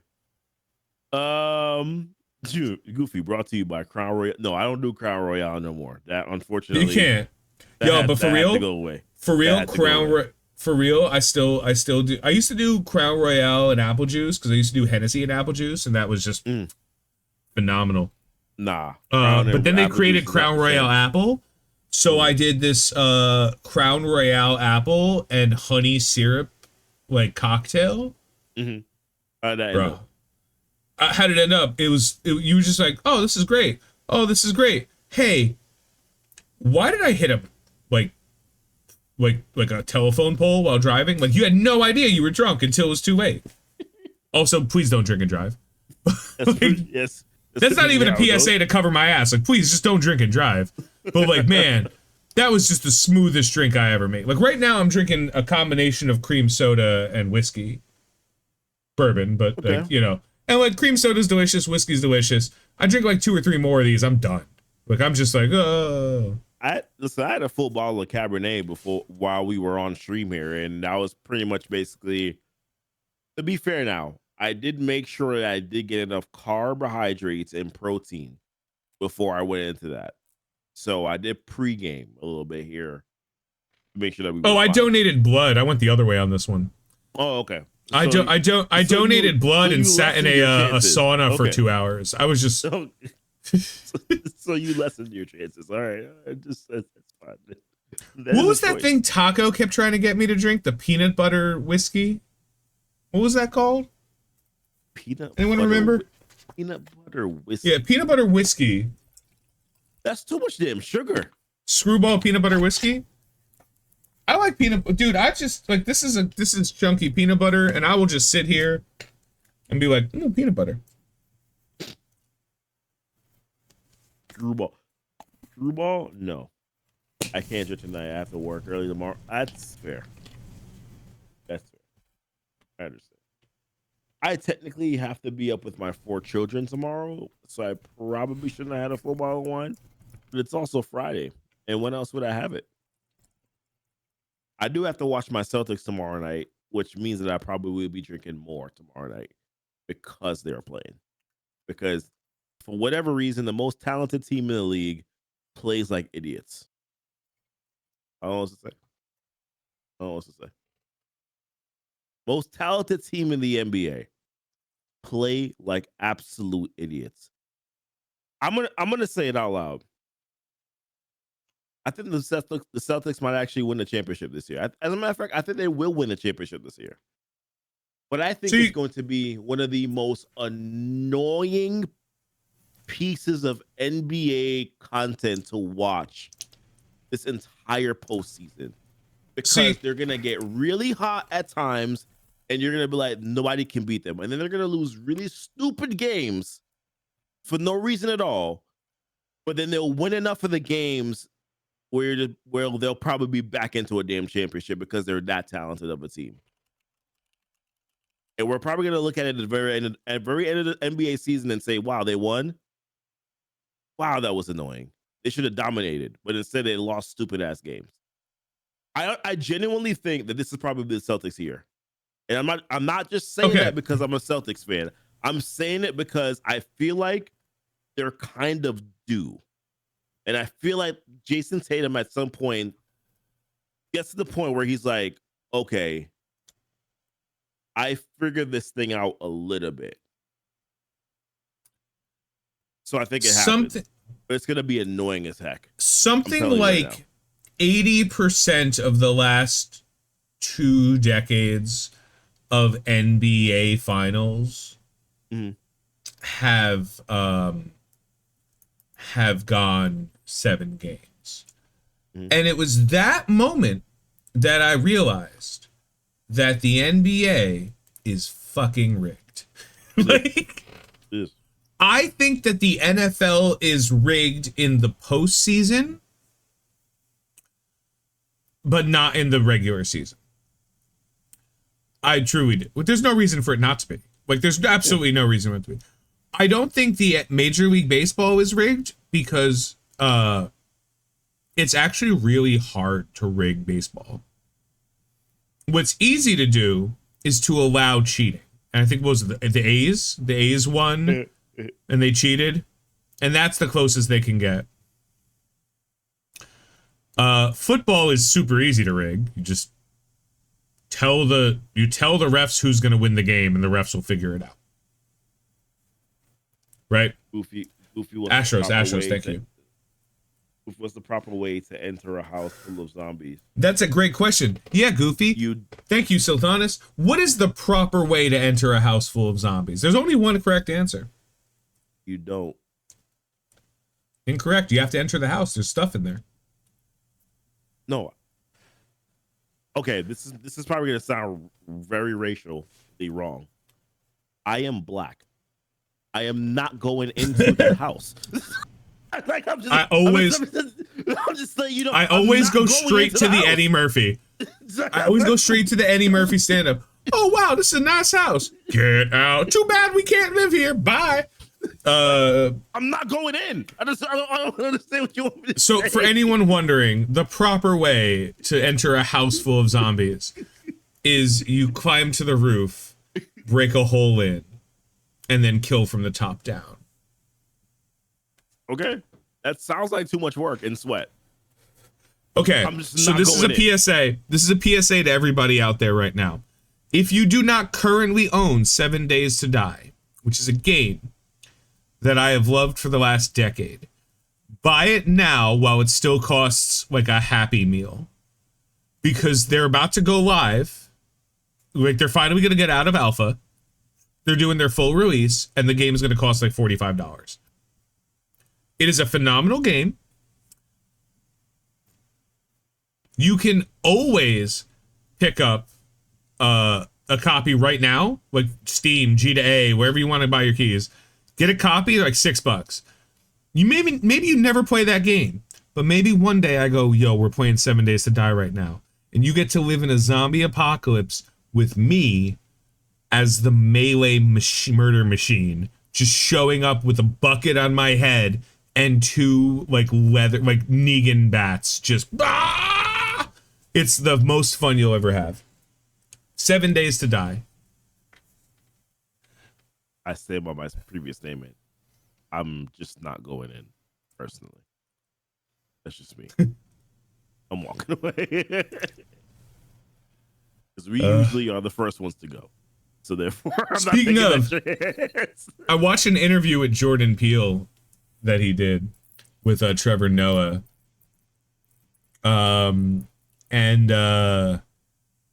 He was talking about how his movies are kind of funny, but and he would say like, so you have to understand, like every time I make my movie, the only difference between horror and comedy is like the soundtrack.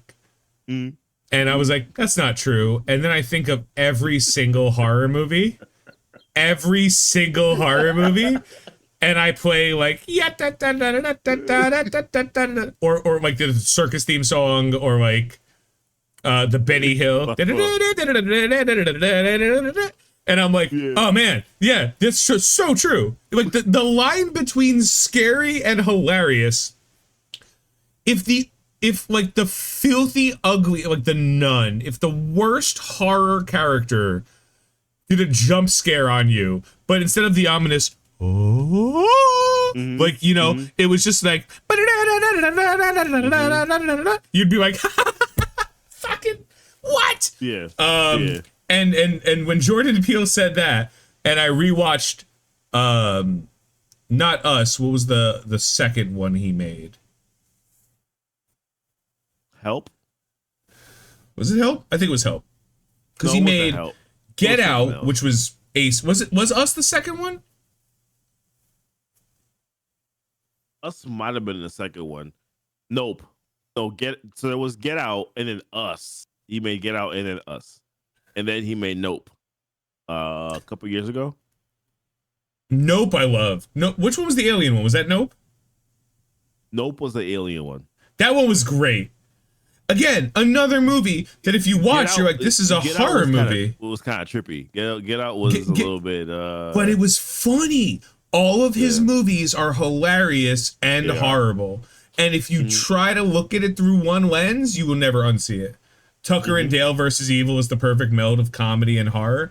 I did not see any horror in that movie. That movie was nonstop laughter.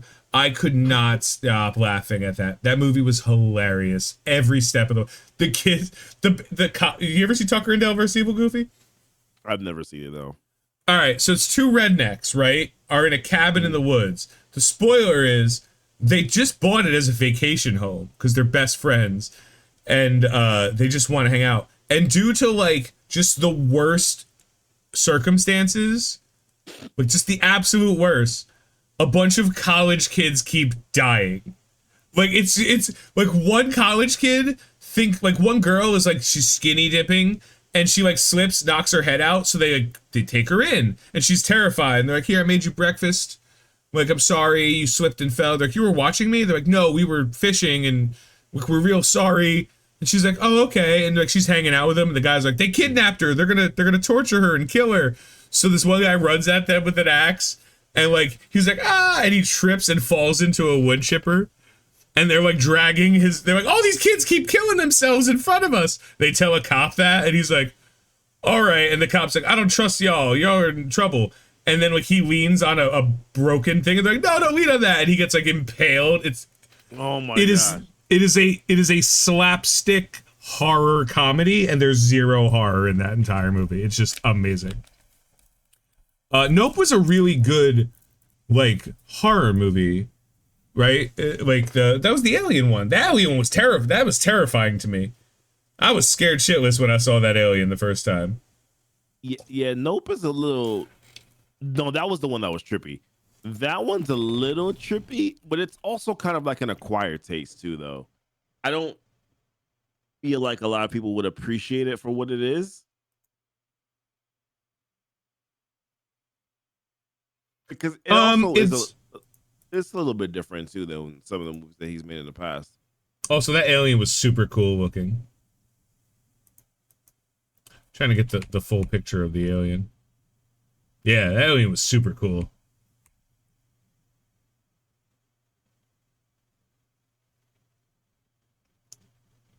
Look at that. Look at that alien.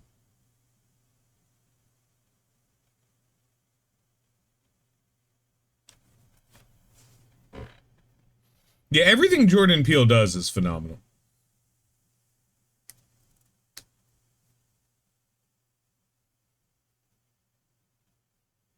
He's fighting this giant balloon robot.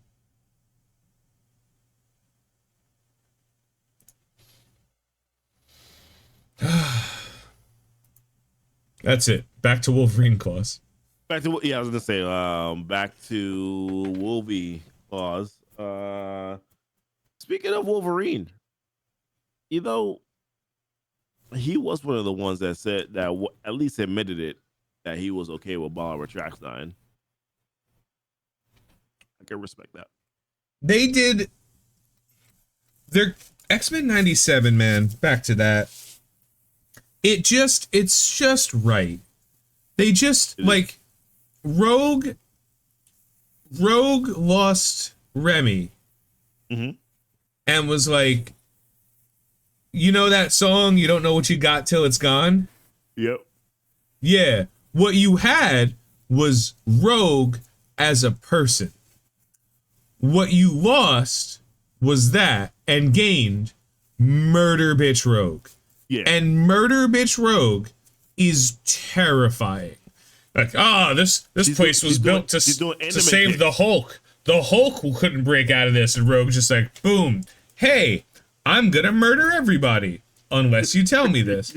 Cap's there. He's like, listen to me, Rogue. We have America stuff in America. We got to do some stuff. And she's like, here, go catch your frisbee, you nerd. Like if you're not watching Xmen 97, you're missing out on one of the best X-Men storytelling. I rescind that. The best X-Men storytelling that has ever happened. Mm-hmm. It is better than the original X-Men was. 97. Like the original run, this current run is better than. Do you know why? It's easy, but go ahead. There's only one Jubilee episode. That's it? That's it for you? So I think it's been good for a few different reasons. I mean, number one, And thank you for giving me the Xmen. Yep. What I mean by that is not just Wolverine's show, not just Professor X, not just Mag. You've given me the entire perspective on all the X-Men. Thank you. Number 2, it is comic book accurate, but it's not comic book exact. Which to me is more of you're focusing on the essence of the characters and not just slapping it out there. Not every character needs to have a, like, there hasn't been a Wolverine focused episode yet, and that has not mattered because the amount of Wolverine we've gotten in every episode is enough to be like, Wolverine's here. Right. Like,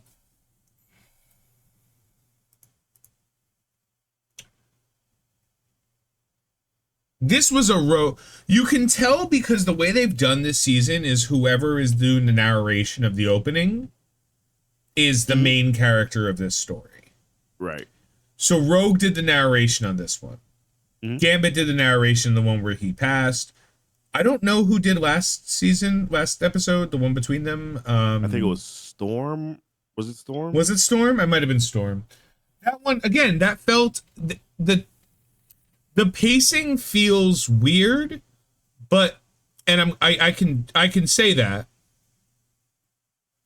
that the pacing isn't great, but it doesn't feel like we're missing anything. Anyway, this is a hot picture of Jean Grey, so I'm just gonna leave this one up for a sec. They were like, what if we made Jean Grey hot? What if we took away the things that made Rogue hot, but instead gave it to all versions of Jean Grey? And this is a thick Jean Grey. There's only 3 seasons that thick. Yeah, like there is. And then she gets bodied. There's some covetousness to it because I mean, here's the thing: Jean without being Phoenix is gonna get bodied all day, unfortunately. Oh, I'm the most powerful telekinetic. Yeah, shut up. She's Omega level. All right. Yep, cool. Also, her getting yelled at by Cable was amazing. Get out of my mind. You're not her. You're not my mom. You're not my mom. You can't tell me what to do. Okay, Cable. Also, skip the reunion, Dad. Yeah, just this man has father issues. I mean, we kind of glossed over. We did kind of gloss over the fact that like Magneto confirmed alive. You know what I mean? Like, yeah, that's true. Like we haven't brought it up, and Emma Frost is found alive, which means if we cross our fingers and hope upon hope, we could get Cyclops late again. Because you know he ain't been having sex with Jean. But he hasn't.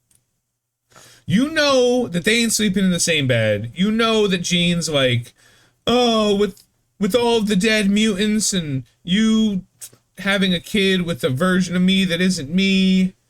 I don't know. And now we got Emma Frost, who's just like... Who knows, by the way? Diamond.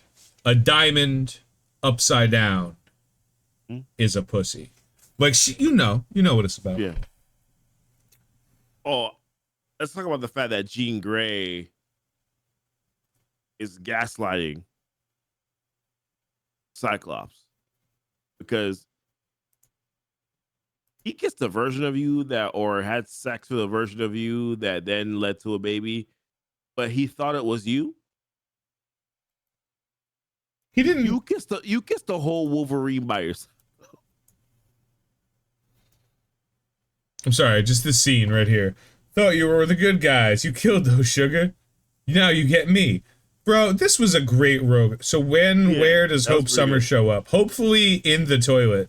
Fuck Hope Summers. That's my opinion. They are setting up Messiah Complex, though, for season 2, right? Nathan's daughter? Yeah. That's Cable's daughter, yeah.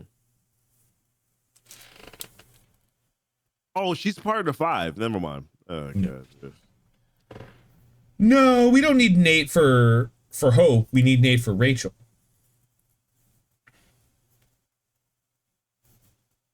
Right? And they might just be like conflating it. They might just be like, that's too much. We don't, because you also have to remember the most important thing about the X-Men, right? Yeah. Shit's fucked up. If you ever endeavor to read all of the X-Men comics, like if you're like, and I'm not even talking about, if you want to go through like Uncanny, Giant Size, like the big ones, the big names, right? Uncanny is hard, bro.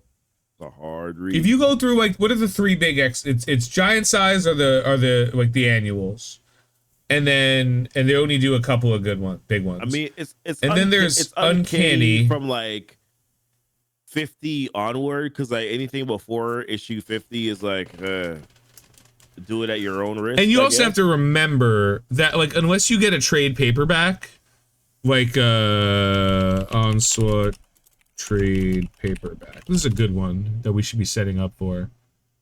Because that's the AVX run. So AVX leads into the Onslaught saga. And Onslaught, so like, I was talking about this with Ruvar earlier, a friend of mine, Ruvar, and we were talking about how Apocalypse is like, just everything. Like, Apocalypse is strictly an X-Men villain. Like, when they do Apocalypse is the big bad, it's not like, go ahead. Like, Iron Man doesn't show up for those fights. You know what I mean? Like, they don't got Thor fighting some stuff.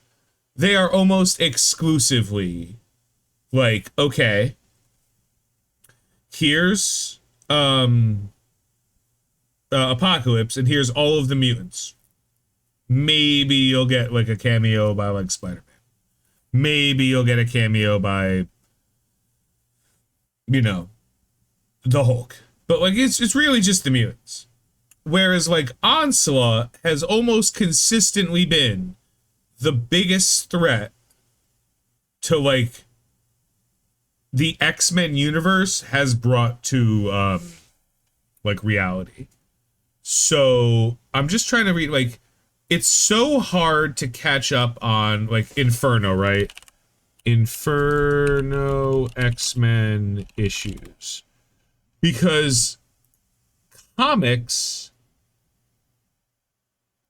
is 1989 company-wide crossover story going through X-Men, X-Factor, Exterminators, Excalibur, and New Mutants. You're going to read Uncanny X-Men because you're an X-Men fan. You might read X-Factor. You might. Because X-Factor was kind of interesting. There was no way you were also reading Exterminators, Excalibur, and New Mutants. So, like, they always use crossover events to kind of sell other versions and keep you interested. And they still do to this day. Like, AVX, Axe Judgment. Cool. Axe Judgment reading list. Oh, God. Oh, my God. Why? Why?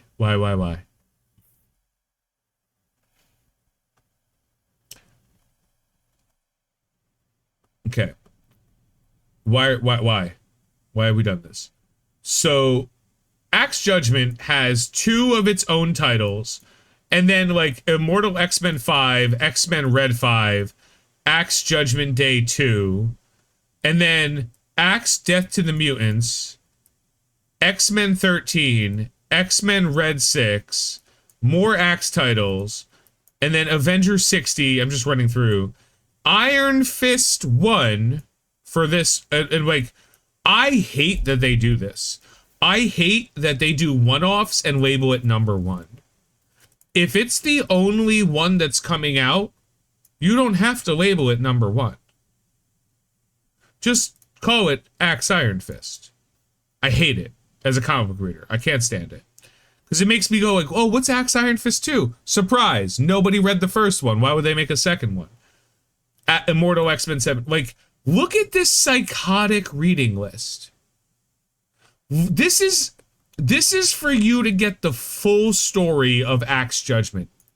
You can get, if you just read Judgment Day 1, 2, 3, 4, 5, and then like Omega, the Alpha and the Omega, the beginning and the end, right? If you read those, you'll be fine.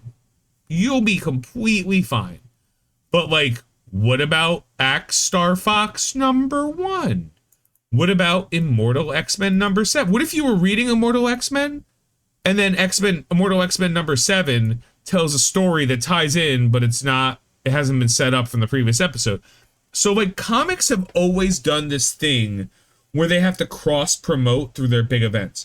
And it's kind of fun from the collector perspective. I don't know if you play like, if you ever use Pogs, play card games, Pokemon, anything like that. But like, that collector aspect of the game is always something. Welcome back, Goofy. Hi. It's like, but at the end of all of this, what are we doing? 5, 15, 20, 30, 42 comics. At the end of 42 comics, if you read all of this, the world has only changed in one way. At the end of all of Axe Judgment. The only way the world has changed at the end of Axe Judgment is to blow your mind. The Eternals don't have power anymore. That's it. Was it cool? Yeah. Was it worth this story? Absolutely not. The story was fine. On a scale of 1 to 10, really solid 6. Maybe 6.5. Was it worth months of build-up and, like, just conservatively speaking, 42 times $3.99, $167.58? It was not. It was not. It was not worth that. So because it wasn't worth that, it's really hard to kind of justify it, because these big crossover events, Avengers, X-Men, Eternals, this needs to be epic. They've done these before where things change. Civil War, things changed. Age of Apocalypse, things changed. Age of Ultron, things changed.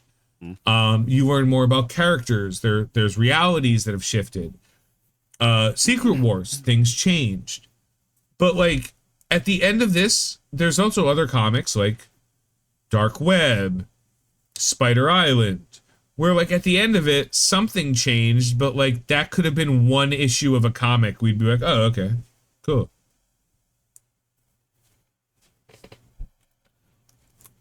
I don't know. Comics are like, to this day, comics, they have done nothing to make regular people fans of comics. Yep. Nothing. And that is killer to me, because it's like, in my mind, and I could just be crazy, in my mind it seems super easy, right? Like, you release these comics to sell subscriptions. That's it. So you want to sell subscription service. Comic books have been doing the subscription service model forever. Now would be the time to fucking nail it. If you have a subscription. A couple of years ago would have been the time to nail it. No, now is still the time to nail it for comics. You get a physical copy and a digital copy of the same thing? Absolutely.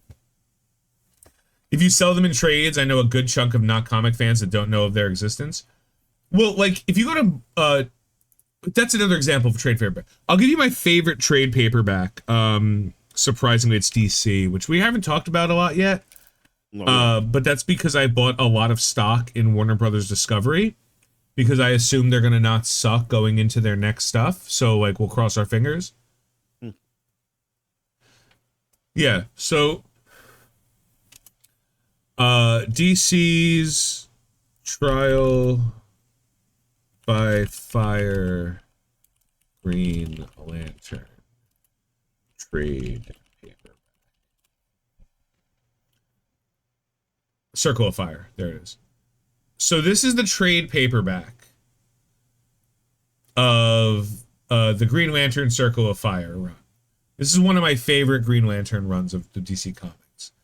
And the trade paperback is, it'll say like Green Lanterns 129 through 136, Green Lantern Firestorm, Green Lantern Adam Strange, Green Lantern. It puts all of those shitty individual comics that you would have to read to get the story in one $30 book.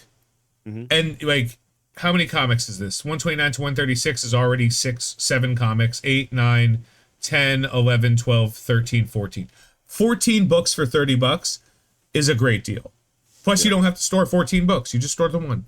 You don't have the trade paperbacks don't have the extra pages of like commercials. It doesn't have the post and pre scenes. Doesn't have the previously ons. It's just the story. The story. If I go to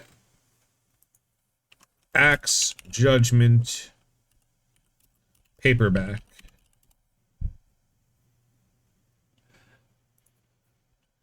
here it is. Here is the Judgment Day paperback, and it has 1 through 6 of Axe Judgment, Axe Avengers, Axe X-Men, and Axe Eternals. So all of the other comics on that reading list of the 42 comics, all of the other ones apparently don't matter.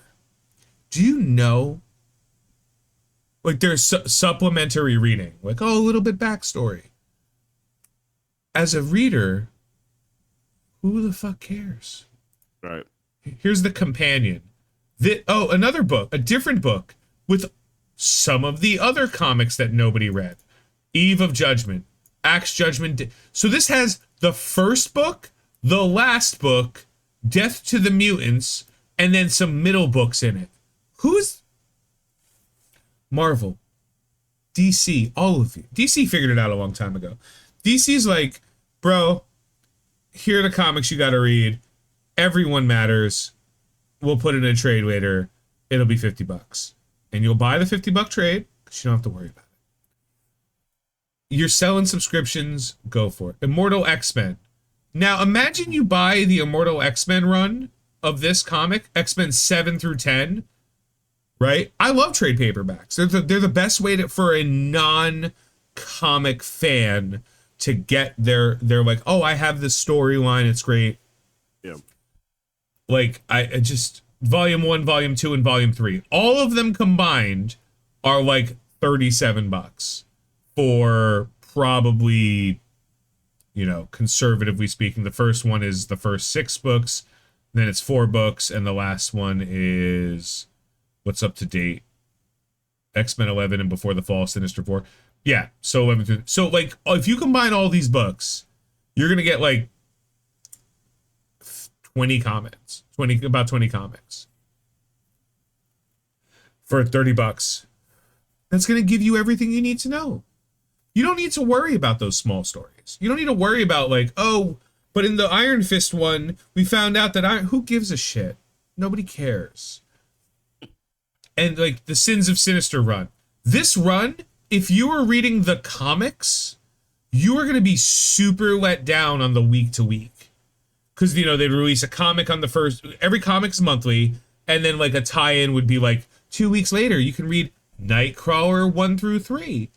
Who cares? Shut up. But this trade paperback, all of the Sins of Sinister books, and all of the books related to it, this I might pick up for, what is that, $55? Probably not. But like the Kindle version is $7. Bro. The Kindle version of this book is $7.99. Yeah. Hardcover is $55. Paperback is $50. But again, even if it's not great, it's a conversation piece. What's up, Jay? It's a conversation piece. You know what I mean? Like, What's up, Jay? if you meet Goofy, if you and me are like chatting, like, and I'm like, oh, you didn't read this? Hold on. Boop. Read it right here. Here's a book that you could be like, oh, okay, I'll put it down. I read it over the course of a week. I wasn't like sitting at my computer reading an online scan or something, like going to like looking through back catalogs at my local comic book store. Yeah. Like, oh, this title hasn't even been released yet. Released the day before. June. Okay. The day before Deadpool. Cool.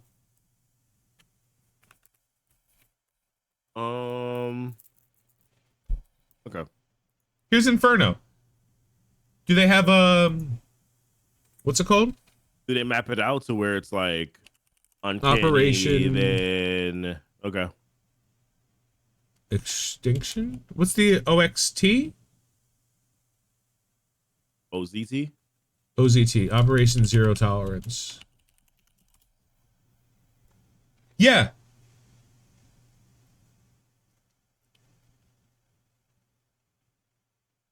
I don't want the comic. I want the trade paperback.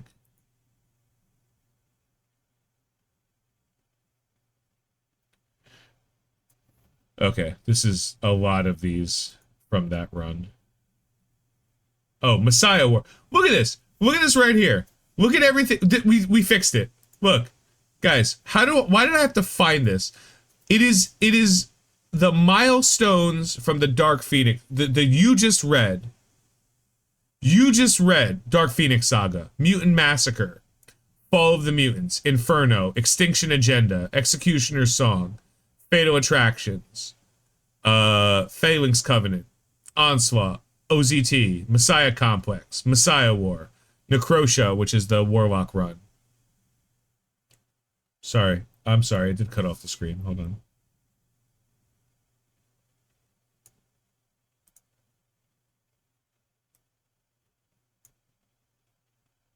Here's all the ones I just said. Second Coming, Age of X, like $14 for the 15-book series for a Kindle edition. This is just like, here it is, guys. Here's the stuff. Read it. I appreciate sites that do reading lists. There's a couple of sites I use. I'll show them to you in a second if you guys are into comics, because I know I am. Where is it? It's right here. So League of Comic Geeks. Where? League of Comic Geeks is one of these sites right here. League of Comic Geeks. That will, as you like navigate through it, you can like look through. These are the comics that came out this week. Like Ultimate Spider-Man, ASM 48. Hey, look, it's another Chasm fight. We could sort by what's interesting to you. I don't care about DC right now, so let's just go with Marvel Comics. Wolverine 48, Daredevil 8, Avengers 13, something called Gods, number 7, so Rise of the Powers of X, Xmen Forever, Superior Spider-Man is back? How did I miss that 6 months ago? Spider-Punk, which is a run that's been dog shit since like 2 years ago when it came out. Switch and Quicksilver, Wolverine, Madripoor Knights, Jackpot, which is Mary Jane's superhero name because, you know, nobody's reading this comic. It was called Mary Jane and Black Cat, and then she became a superhero called Jackpot, and then people were like, we don't want to read this, and, you know, who cares? But it's cool, because what I was wondering, most importantly, was what if the Black Cat and Mary Jane both didn't have sex with Peter Parker? That was what I was looking for in my comics. What if neither of them were sleeping with him? Anyway. Yeah, like, but that's like the comics. Like, it's super hard. Like, imagine you were like interested in one of these, so you go pick it up, but like, it sucked. Now you're just not into comics. Now you're just like, fuck it. I don't know. It's just, it's a hard run for me. No, I'm with you. Now I'm trying to figure out how we land the plane. We've been going on for 3 hours, so. No, we landed the plane by doing this. So, Throw him up. Said, by the way, totally was Bastion. Yeah, you did. You did mention that. To be fair, good reveal. Good. Like I said, I just feel like it was predictable and I was disappointed in the fact that it was predictable, but that was also because I realized this. I have an issue with it being predictable because I kept on dissecting multiple things. So the problem might just be me. It might just be a me problem.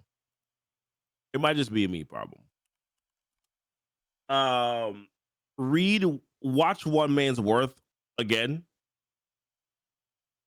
because that's going to be leading up to the last couple episodes here of the new animated series. So go back to the old series, watch One Man's Worth, that episode. I think it's season 4, episode 1. Watch that. That's going to be pretty important for the next upcoming episodes. Next week we'll be talking about more Xmen 97 stuff and whatever else pops up during that period of time. Appreciate you guys being here. You know, that's important. Appreciate you guys. I don't. You're forced to be here. That's fair. I have your family. If you're not here, you're never gonna see your family again. But you're enjoying not watching it. That's fair. I don't know what else to say. I don't have anything witty to say right now, which is. I got something. Shut up. Okay, that works. All right, listen. Appreciate you. I'm gonna throw up peace signs while Goofy gives the sign off. Listen, appreciate you guys being here. You guys are amazing. Thank you so much for continual support. This will go up live on YouTube in a couple days or so. Maybe give or take Sunday. Probably should be around there where this goes up. Thank you so much for watching, and until next time, bye. Ohana means family, and family means Rogue doesn't take no shit from anybody. Bye. She drops ball up her trask.